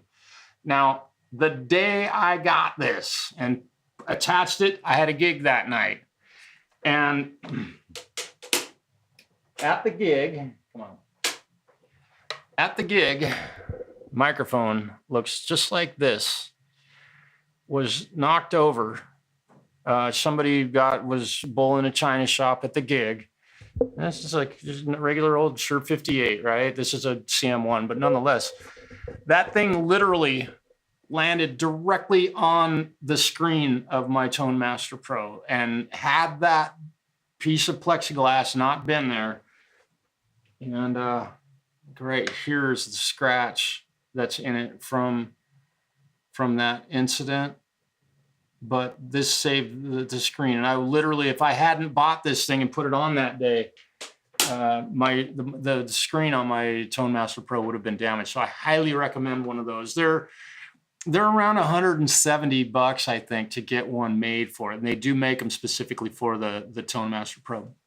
I was not even close to up to date on the chat. Forgive me. Let's see. Here we go. Joe, man, I watch the streams. New channel. Yeah. I don't know. I can't remember if Sparky does lives. 3,200 channels. Yeah, dude. Let's see. What is that? Why? I don't know. Why have so many now? Yeah. I don't know how many channels I'm subscribed to. I have gone back and kind of left a few channels that I just didn't watch anymore. They were doing stuff that it just wasn't very interesting to me. And I know that has happened to me. You know, my channel is a very niche kind of thing, so I'm not going to gain the popularity of other channels. I watch a channel that's been open basically for 6 months, and they, you know, immediately have far more subscribers than I do. So what? You know, there's no. They just offer something that more people are interested in taking part in or whatever. So. Also, I'm not a female, so I don't have that advantage. But, you know, if I was a female, I'd have millions of subscribers. I'm certain of that. Okay, I want to, let's remove that. Get that out of the way. And I'll go back to chat. I should probably play something. So let's go back to this page. Oh, I gotta share this, I think. Yeah. Share. Okay. So we'll share that. Now I want to find a decent backing track here. The problem with the backing tracks on YouTube is that they're all diatonic. So once I start playing, I have to basically stay in the same key. And a lot of them are like 10 or 11 minutes long. So I kind of try and go through these and find some that are like shorter, you know, but even a short one's like 8 minutes long. Here's one that upbeat acoustic guitar backing track in G major, probably G, D, and C. Certain of that. Angry rock guitar backing track in B minor. Okay, let's see what this one sounds. Okay.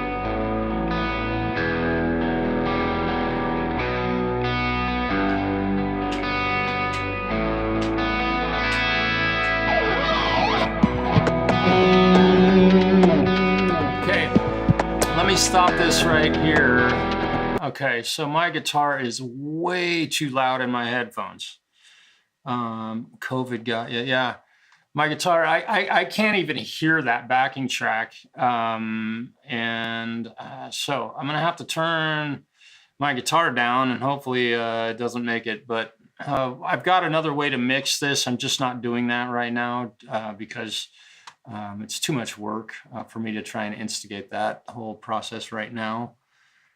Yeah, my guitar is just way too, oh, that's probably why. Let's try that. I'm making some changes in my DAW. Let's try this again.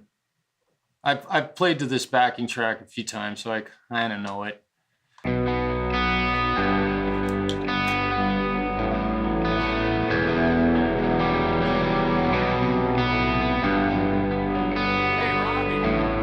What's happening, man?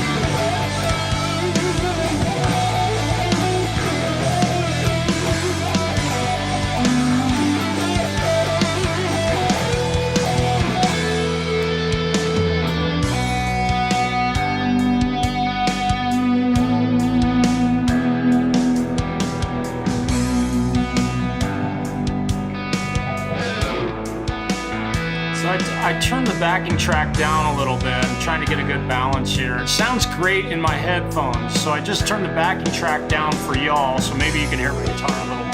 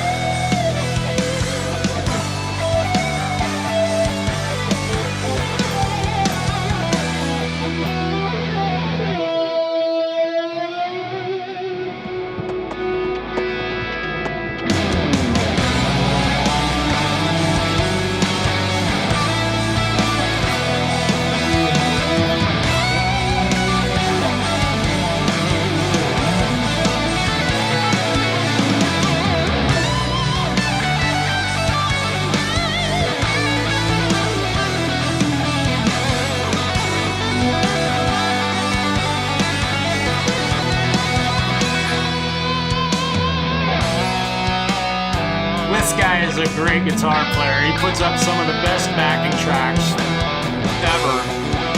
So I can kind of see.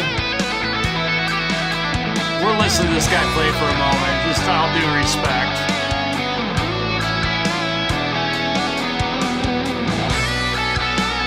And he can play harmonies all by himself too. Pretty cool. Thanks, Robbie. Okay. Right on. Elevated Jam Tracks. I'm going to put a link to them up, at least to that, in the chat here. Let me paste that. Okay. Elevated Jam Tracks, and I realize I'm not really looking at much with respect to TikTok. I am streaming live on TikTok right now, also. If I'm not reacting to your comments, because I can't put the chat from TikTok into Restream. So unfortunately, that's something that TikTok doesn't allow me to do. So I can't, unfortunately, I can't read your comments on there. So if you want to watch me over on YouTube, you can certainly do that. Yeah, that's a fun backing track. I really had a great time playing on that one. That was fun. Bought and paid for his collection. You did, yeah. Good. I've just recorded, I don't even know how many of those things, but again, it's something that I need to do more of. Oh, and thank you for the compliments on my shirt. I literally just got this thing. Yeah, it was neat to hear that guy doing that stuff, and he's a really great guitar player. But something I need to do for myself is record some backing tracks with key changes. I know now guitar players are going to shit their pants. Oh, I got to play in 2 different scales. Yeah, I mean keys. Yeah. Sometimes the stuff on YouTube, it's completely diatonic, so it doesn't offer a player the opportunity to have to switch keys. And sometimes knowing where the key change is going to happen is a pretty good thing, but sometimes not knowing where it's going to happen will teach you a lesson, and it teaches you how to use your ears. So all these things that you hear about Rick Beato and ear training and all that stuff. I was doing that shit when I was 13, and my lessons in high school, all through high school and college, ear training. So many gigabytes of tracks and quality. Yep. Yeah, Elevated Jam Tracks has some great stuff. So be sure to, if you enjoy playing to guitar backing tracks like what I'm doing here, definitely. Yeah, right. That, yeah. Different chord arrangements. Yeah. I like having some key changes and stuff, or even a transpose. You know, that one was, let's see, we'll just be real simple here.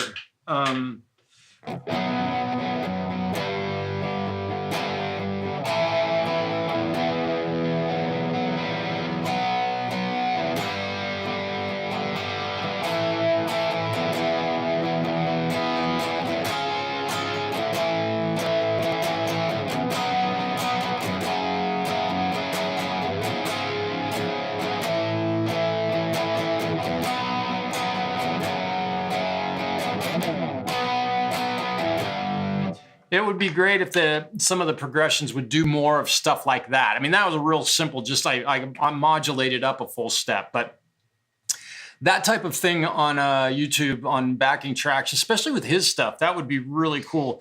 And you know, he could go through with all those tracks that he's done and do that to them. And then you just would include in your video, maybe, hey, it goes to C sharp right here, so people would know. Yeah, transposing Bobby McGee or two-timing woman, love with a good timing man, right? That old country song, and it transposes from D. She's a good woman, love with a good timing man. Yep, all that stuff. Now that's great, and that's all Bobby McGee did. Basically, went up a full step, I think. Two guitars playing the same melody. Yeah. And that's my regular, what you guys are hearing again is the sound. If you were to came to one of our gigs, this is what you would hear. All of this, my distortion channels and all of that. None of this is different for my audience that's sitting in front of me, which I'm really proud of being able to do that. And it's kind of interesting because when I play, I've said this many times also, I think I've pointed out how dumb I think these idiots look where they got the Tone Master Pro sitting on their desk and they're pushing buttons on it. It's a foot pedal, so use it. But also, they're demoing it with no backing music going on. Oh, it sounds so killer, blah, blah, blah. I'll bet if you put half of the presets that they've made into a band environment, they would sound terrible. Because this is actually, you know, for me, let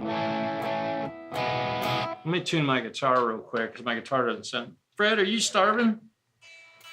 My cat's starving, you guys. I'm gonna have to feed him real quick. I'm gonna keep going here. This thing, my guitar does stay in tune really pretty well. There's many gigs where I really no need for me to tune it all night. Where was I going with that? Oh, this sound is kind of harsh, I think.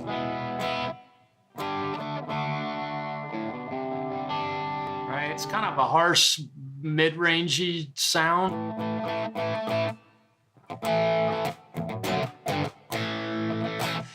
You know, just playing all by yourself, it's kind of not terribly exciting. But I didn't make this guitar sound necessarily so I could for playing by myself. This is for playing in my band. I have a stray cat, stays outside. Oh, good for you. Cat for the win. Give me a second. What I'm going to do is let me find another Elevated Jam Tracks backing track, and I'll play that for you. If you have a guitar handy, pick it up and play a little bit. Gravedigger Blues rocking in D minor. Backing track. What is that? C minor. How about C minor? Let's try it. Let's see. What does this sound like? Oh, that's cool. I like this. I like that. Yeah. So this is a bit more interesting backing track than what we've been listening to prior to this. Okay, give me a moment. I gotta go feed this boy. He's starving. Can't you tell? He looks like he's gonna faint.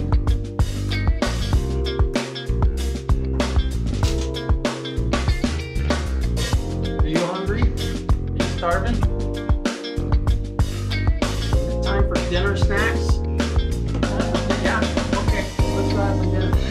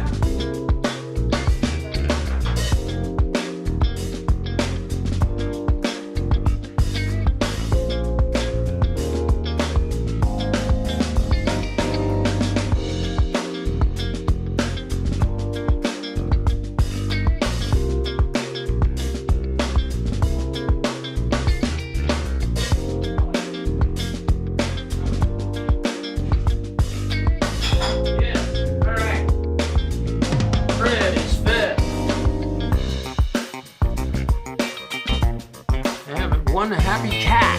One happy cat. Let me stop this. So did you all get to jam with C minor? F minor 7, G minor 7, C sus. Why did they say this is C minor? But they play C sus. You see what I'm talking about? Let me bring back up that. Okay, so I'm not sure. Okay, so this is changing modes. CA Olean, it's interesting. All right, this is kind of cool. Patty, Francis, hello, man. Funky type stuff, yeah.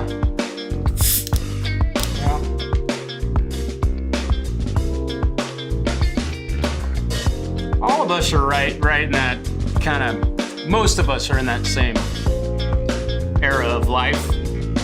I gotta try playing along with this one. This is kind of cool.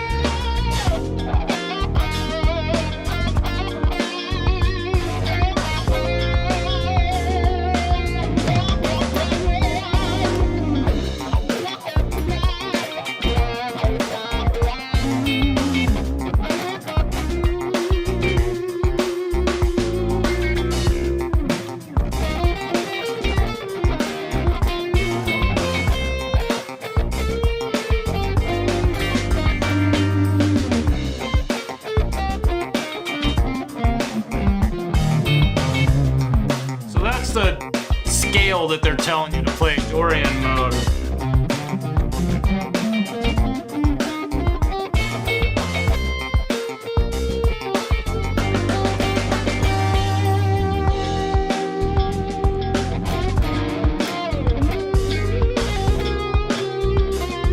So now the different note right now.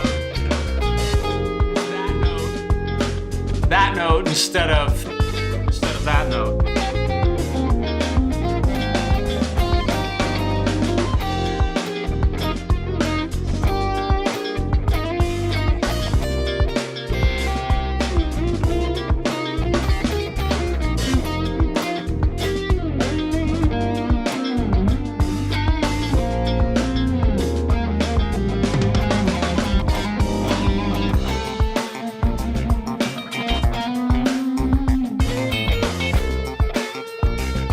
Different note.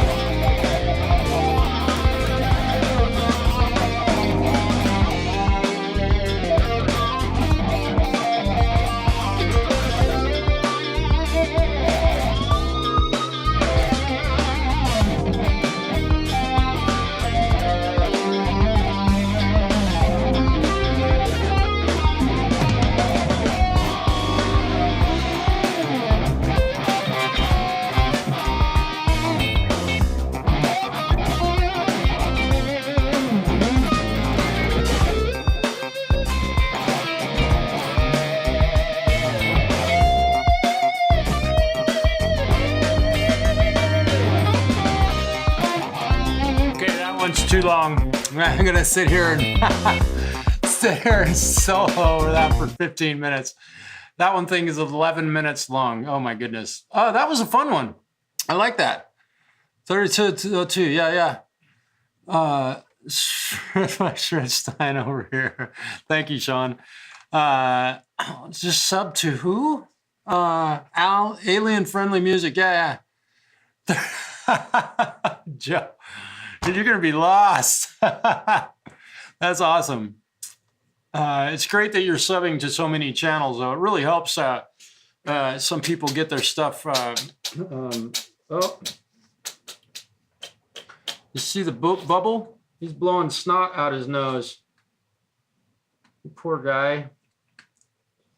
He has a chronic cold, and we've taken him to the veterinarian many times, probably well over $1,000 worth of visits, and they do the same thing every time, and there's just nothing they can do to get him over it. So I'm trying some natural methods because the medical community can't get rid of it. And it may be something that he's just going to have to live with. It doesn't bother him a lot, but it's a bummer. And he is definitely on a diet. If you have a chubby cat, obesity is really a bad thing, folks, and it's a terrible thing that's happening in our society and in our country and our world today. The obesity epidemic is really tragic. Obviously, I don't have a trouble with that, so it's easy for me to say, but I eat right. But putting your cat on a diet, a quarter cup of food, it's not allergies. He'll do this all year. Yeah, it's really a bummer. So we're trying some different stuff, but quarter cup of food morning and night. You got to feed them twice instead of just dumping a big old fat bowl of food out there. Quarter cup in the morning, quarter cup at night. You might be shocked at how much overfeeding more food you're giving to your pet. They don't need to eat that much, most of them. And also, he's just the only cat here, so he doesn't have to Isn't 32,000. Um, he doesn't have to compete for food, so but he would, man. If I put down a bowl, he got up to 12.5 pounds. He's down at 10 pounds now, and just help. I mean, feels great. This cat got cancer in his nose. Yeah. Prevalent. Yeah, and they brought up the fact that he may have a polyp or something in there, that the only way to get it out of there is to do surgery, and it's not and to find it, they'd have to go in and do an MRI. So I'm looking at about $3,000 to do an MRI, and then the surgery is another $1,200 or something. So yeah, dude, I know. Feed my dog 1 cup in the morning, and that was all. Dude, that's really all they need. It's the waste that goes on. It's like this. If a cat or an animal has the ability to just eat whenever they want, they will overeat. They will all overeat. There's none of them that will. This isn't scientific, but most of them will just eat and eat and eat and keep eating, and they will get obese, and that's very unhealthy for them. So here's my cat story for the day. In the morning, treats during the day. Yeah, this boy, he don't give a shit about treats or even wet cat food. He's a trip, dude. He doesn't even like, I've said it many times, he doesn't like catnip. He doesn't give a shit. It's weird. So I've tried to give it to him before. I've grown a plant. He just walked right by it like he couldn't smell it. Maybe he can't or couldn't sense it was there. So anyway, there's that. Get more of yeah.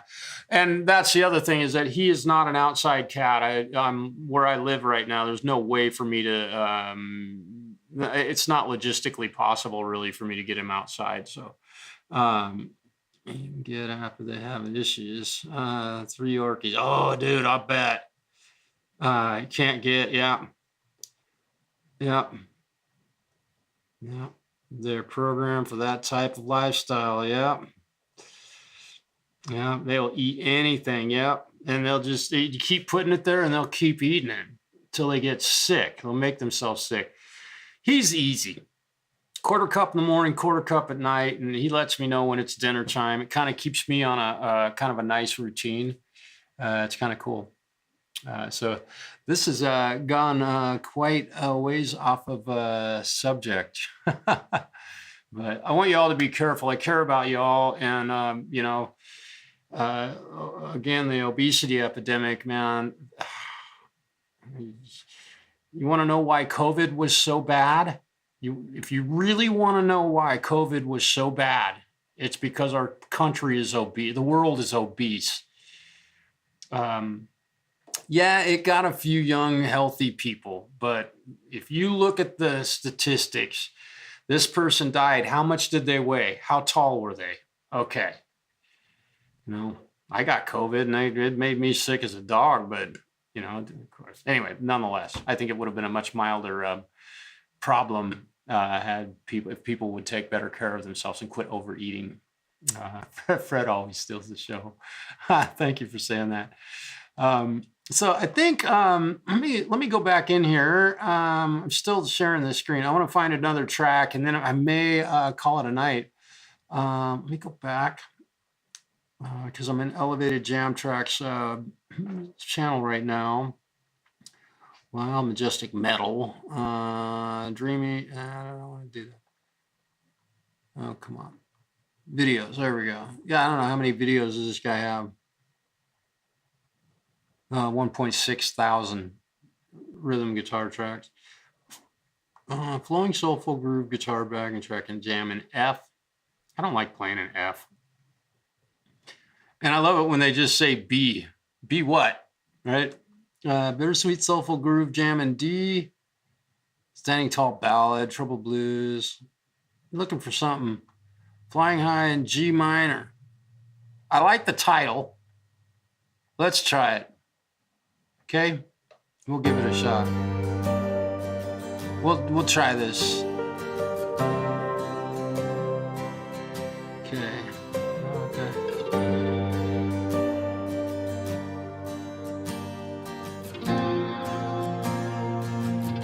Seafood diet, yeah.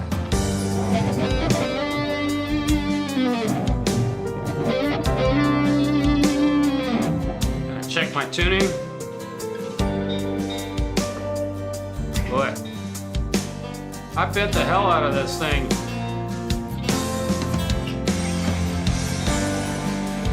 I tune because I care. This is a beautiful backing track.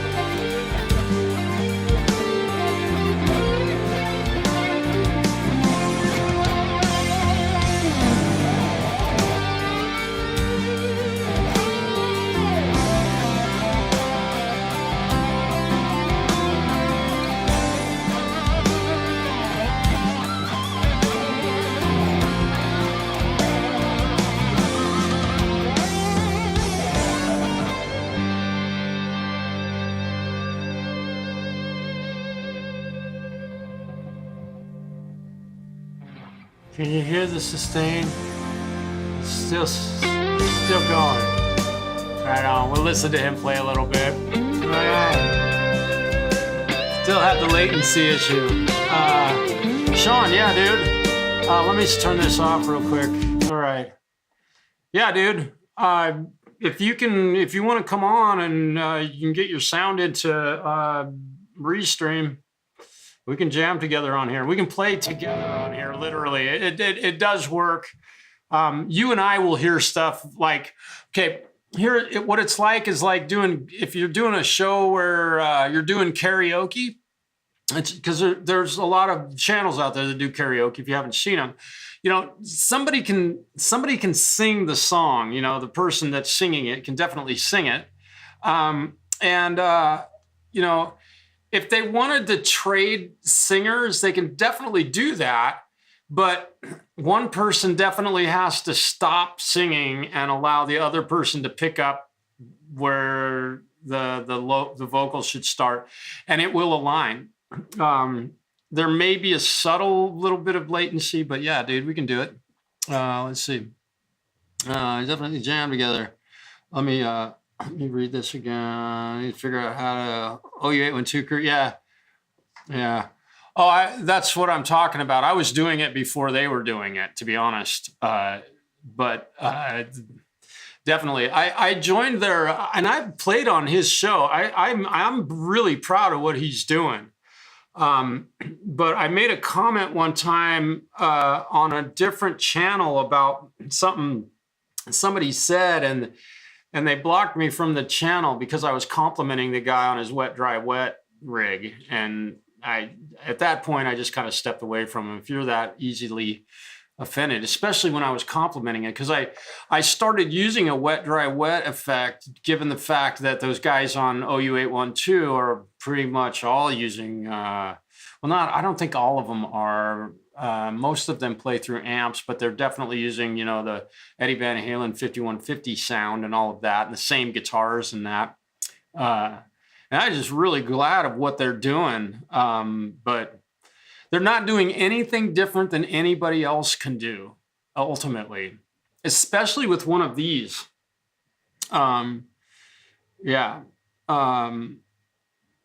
We've done this. I had a show called Jamland that you can watch. In fact, I'll pull it up right now, and you can see two of us literally playing guitar together live on the internet, right? But we don't play together. However, we do play together. I want you to see this just to prove that you can do this. You have to have a steady beat. You have to have a steady track. I'm gonna let me make sure this is showing here. Let me see. Come on. Why am I not seeing this? There we go. Okay, so I'm gonna go here. I'm gonna go to my YouTube channel. Let me make this full size. Come on, get big. There we go. So I'm gonna go to my YouTube channel. And let's see, I'm going to go to videos, and I'm going to search for Jamland. And, you know, the unfortunate thing is that the gentleman that I was jamming on this one with really didn't like the latency issue. But if you watch this, you will quickly realize that the latency issue is totally... So this is two of us. I'm going to go back here to the beginning. Come on, stop. All right. Okay. Here we go.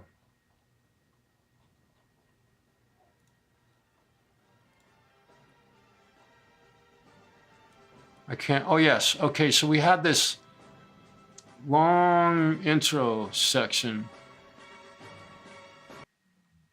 Let me see what's going on. Give me a second. Stream starting soon. I think this...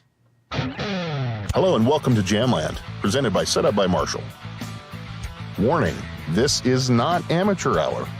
Contrary to popular belief, Jamland is a 100% improvisational live stream, and the performers involved have spent years polishing their craft. While there have been zero rehearsals in preparation, we do work with each guest beforehand to ensure everyone sounds as good as possible. Jamland is not exclusively just a guitar jam. Regardless of the instrument you play, you can participate, be it bass, Keyboards, piano, guitar, harmonica, flute, saxophone, trumpet, it simply doesn't matter. For information on how to participate in this live stream, email us at jamland@usa.com. The backing tracks you hear are typically a mix of original tracks and licensed jam tracks. All writing and production credits for licensed tracks are provided in the notes for this stream. If you enjoy what you see and hear, be sure to subscribe and hit the notification bell. Your support helps us to create more content just like this. Aren't we pros, right? Okay, so here we go.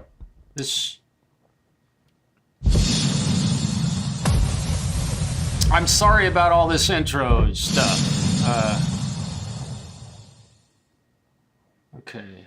Tim Roberts began Okay, was delayed in 2020 by the COVID skip pandemic. over this. Late 2020, Tim signed with Expressive Artists LLC, a music publisher based in Hollywood, California. This is a little bit of stuff on Tim, but watch what we're able to do. Since then, Tim has developed musical partnerships with friends across the globe via the internet and is releasing new original songs with those incredible musicians. Got to be very good and friends with Tim. And now at Jamland Tim. First, Tim Roberts.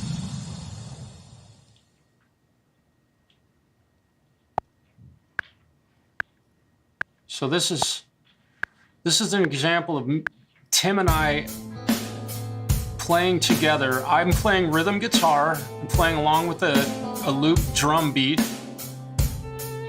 And you'll hear Tim playing a guitar solo over the top of my track. And I'm playing, we're doing this live and you will see it.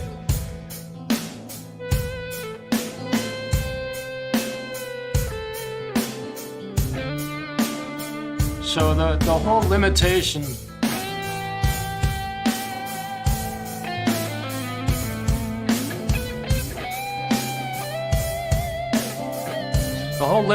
of latency stuff, you can do this live on the internet, live on YouTube, live on TikTok. You can do this.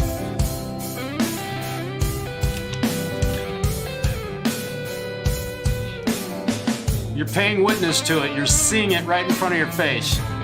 Literally, this is a real live stream that was done live. Obviously, live stream that was done live.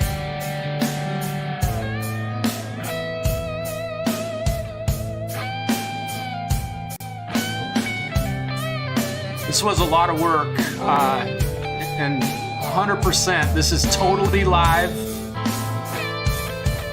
This is not pre-recorded, you know.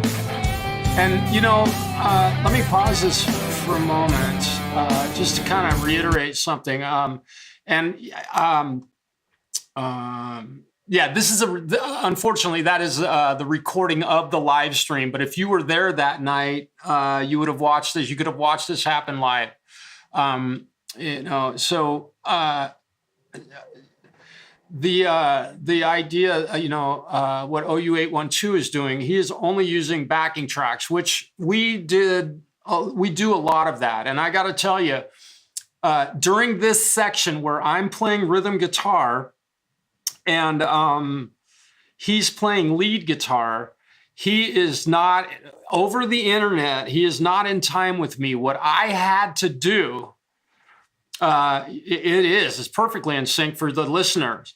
That drum beat, I had to stay tight with that drum beat, and I really couldn't listen to his solo because he was that, you know, far enough behind what I was playing.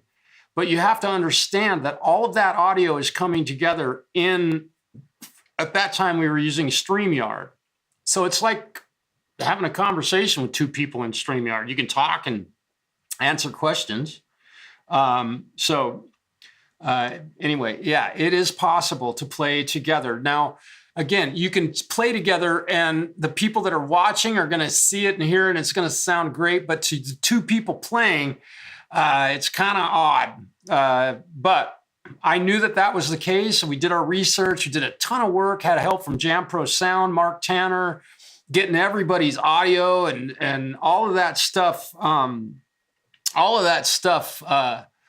Lined up so we could do this broadcast. So I'm going to scoot forward a little bit, and I think we talked for a while. We'll get this going. Mark Tanner. Vanzini. Hello. Yeah. Let's see.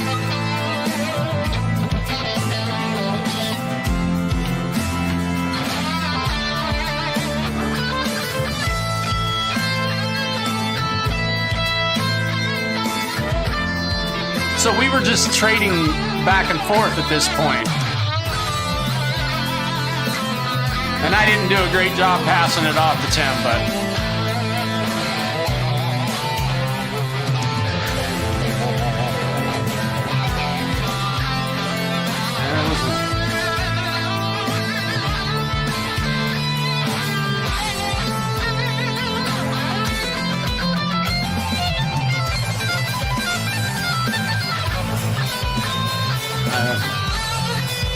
You can see him reacting over there.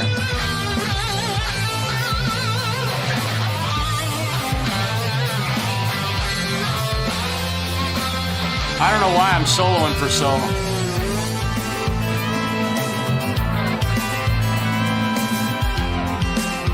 He was a little quiet. We're playing guitar together, trading licks.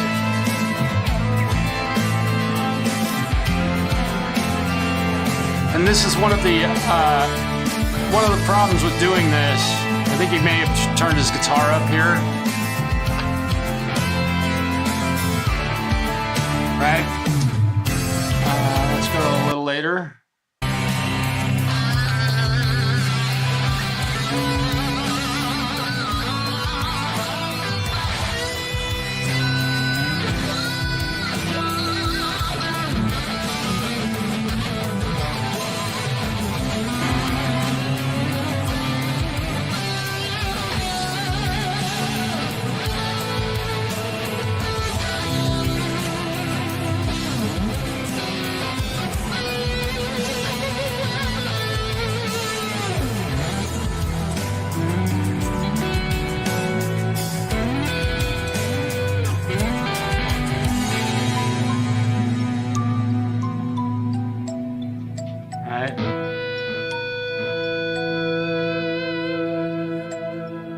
Spent a lot of time talking on this broadcast too, but so you can see, I mean, That was fun. right? So you know, if you've played live music or played in a band environment before, yeah, call and return, yeah, totally, Joe. That is exactly what it is. We're trading eights ultimately. So it definitely can be done. And those that think that it can't be done or that have tried it and given up, I understand, because the work that goes into getting to be able to do something like that is extraordinary. And even during our broadcast, you could hear that his guitar was a little bit quiet, quieter than mine. But if he had been, I mean, it's again another imperfection that happens. It just happens. And you're dealing with networks and miles of electronic cable. Sean, let me see this. What did you? My dad lives in West Virginia, and we were trying to find a way to play together. I'm telling you, dude, using StreamYard or Restream, any of these streaming platforms, you can do that. If you just share a YouTube backing track, your dad will hear it. And you'll hear it, and he can take a lick, and he can go, now it's your turn. You can take a lick. That's exactly what we were doing on there. Exactly like what OU812 is doing. Only we took it that next step, and I kept a drum beat playing here at my home. I had the drum pattern, and I played with that, and Tim played a lead guitar part over the top of it, where it was actually us playing together. And you can see the joy that comes from doing that sort of stuff. The looks on our faces when we got done with that one, that was a really cool moment. And it's fun to be able to do it live. It would be great if we could actually play together, but light speed audio is not here yet, apparently. Yeah. So there we go. Yeah. So you might check that out. Now, you know, it can be done, and I'm willing to do it. But I'll tell you what. This is the hardest thing about that, is finding guys. Yeah, dude. Finding guys that will actually play live improvisational guitar on the internet is it's a tough rope to toe. There are not many guys out there that will do it. There are, if you watch all of the independent music that's released, and God bless them, some of it is absolutely horrible. You know, I've released some terrible sounding stuff, but some of it is really fantastic. But when you invite them to do something like that, no way. They won't do it. They can't. Either they're not interested in playing live, or they really can't play that well. They're just record. They can record well, which I don't know what the case is, but yeah, do on Friday nights. Yeah, good.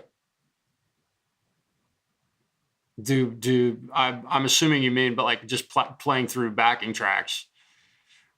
You go to OU812's show. Yeah. I mean, it seems like he was going on Sundays or whatever, but I've just stayed away because they, you know, when I complimented one of their guitar players, and they, and I don't remember what the older guy's name is. It was really sad because he's like, hey, that sounds kind of like a dig. And I was like, dude, that was a total compliment. And they blocked me from the channel, so I had to step away. Elevated. Yeah. Yeah. I play for 2 hours. Exactly. Yeah. And so it's kind of difficult to do this because I try and keep the jam tracks down to a short enough length that it's not sitting here playing a fucking guitar solo in the same fucking key for 11 minutes. That gets boring. It gets boring for me, and I believe that it gets boring for the average listener to hear the same notes and the same riffs being played.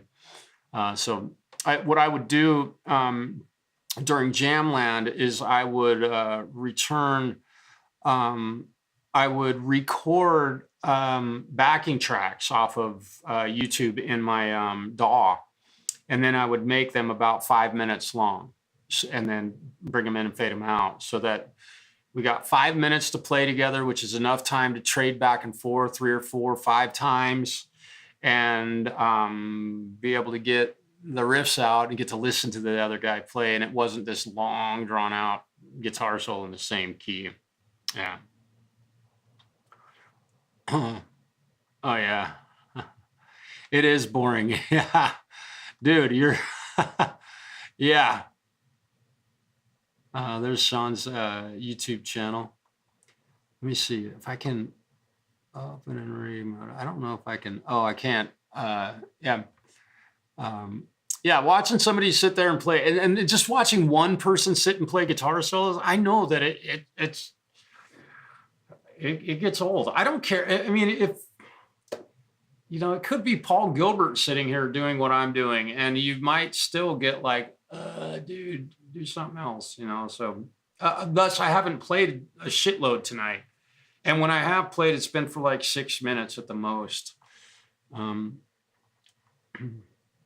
Yeah. Yeah. So I think with that, I should probably think about getting going. I've been on here for almost 3 hours. Holy smokes. And I want to thank everybody on TikTok for tuning in and watching. And please forgive me for not interacting with y'all, but TikTok won't let the chat come over to the software that I'm using, so I can't interact with you.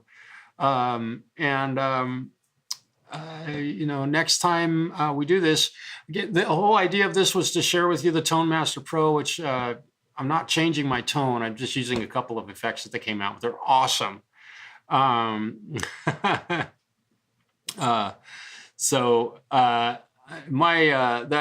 just for reference, that yellow SG right there was my #1 for many, many years, but it's been broken enough times that it's kind of retired from playing live. This is my #1. It's a 78 Fender Strat. It was white.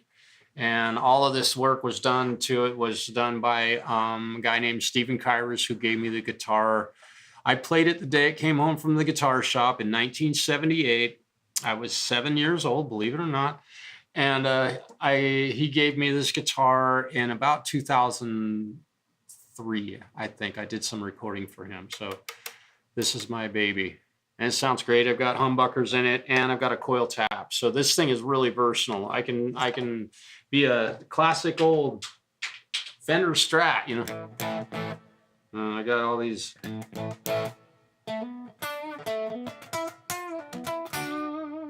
or I've got a pissed off Strat. Right? So there you go. So I would love to jam with you. I have, now, Sean, also, holy shit. What? How is this possible? You and I need to hook up, man. That's for sure. I don't know. At least hang out on a street, have a chat meeting like this. Okay, here the deal, Sean. My email address is easily findable on my YouTube channel, you know, so it'd be great. Even if we don't play on here, it would be great to be able to talk with you because it sounds like you play a lot. And I am going to go to your channel after this and subscribe and share. That is nuts. We both have that same era of, you know. Okay, now it begs the question. All right, so I have to ask. Have you broken the headstock? It's a 78. I assume it's been broken, but that's an assumption. Never assume, right? You know what it does. Have you broken the headstock?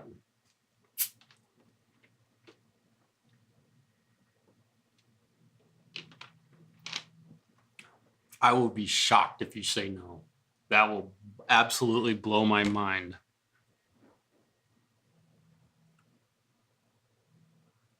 I wonder if he'll even answer.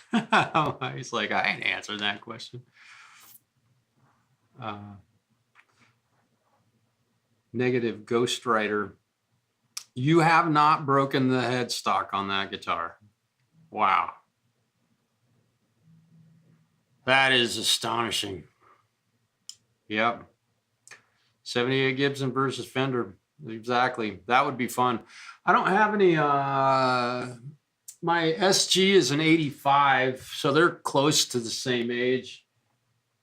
I don't have a whole lot of really old guitars. My Ibanez is an 89. You know, I got a 67 Fender Electric 12 over there, and I got 2 Les Pauls and an SG. I love, it's been ours since I was 3. Okay. Yeah, dude. Somebody else broke it. Did you get, dude, that, yeah, you're lucky. But I have a, both of my Les Pauls have never been broken, but I broke my SG and learned how terribly stupid Gibson is for engineering a headstock out of a piece of wood that they're that dumb to make that fucking weak. It's just astonishing that they would continue to build them like that. And I'm a purist. I love Gibsons, but the scarf joint would have saved tens of thousands of broken headstocks and hundreds of thousands of dollars worth of work Les Paul owners have had to pay to fix that weak little link in the whole thing. So that's 84 SG. 84 SG never broke. Bought that new, yeah. I got mine, and mine's an 85. I got mine in probably 97. The guy that owned it before me, Scott, bought it brand new in 1985. Yeah, not to let them fall over. You're exactly right. Mine's an 85. It's a TV white, TV yellow. Yeah. Okay, excellent, Sean. And I'm going to find your channel. I'm going to go ahead and get off of here now. I'm going to end the stream. Thank you, Robbie, Mark, Sean, 5150, Sparky, good grief, Independent, Many United, God, you guys, Alan Arnson, thank you for stopping in tonight. Missing Remote, I love your name. Thank you for being here.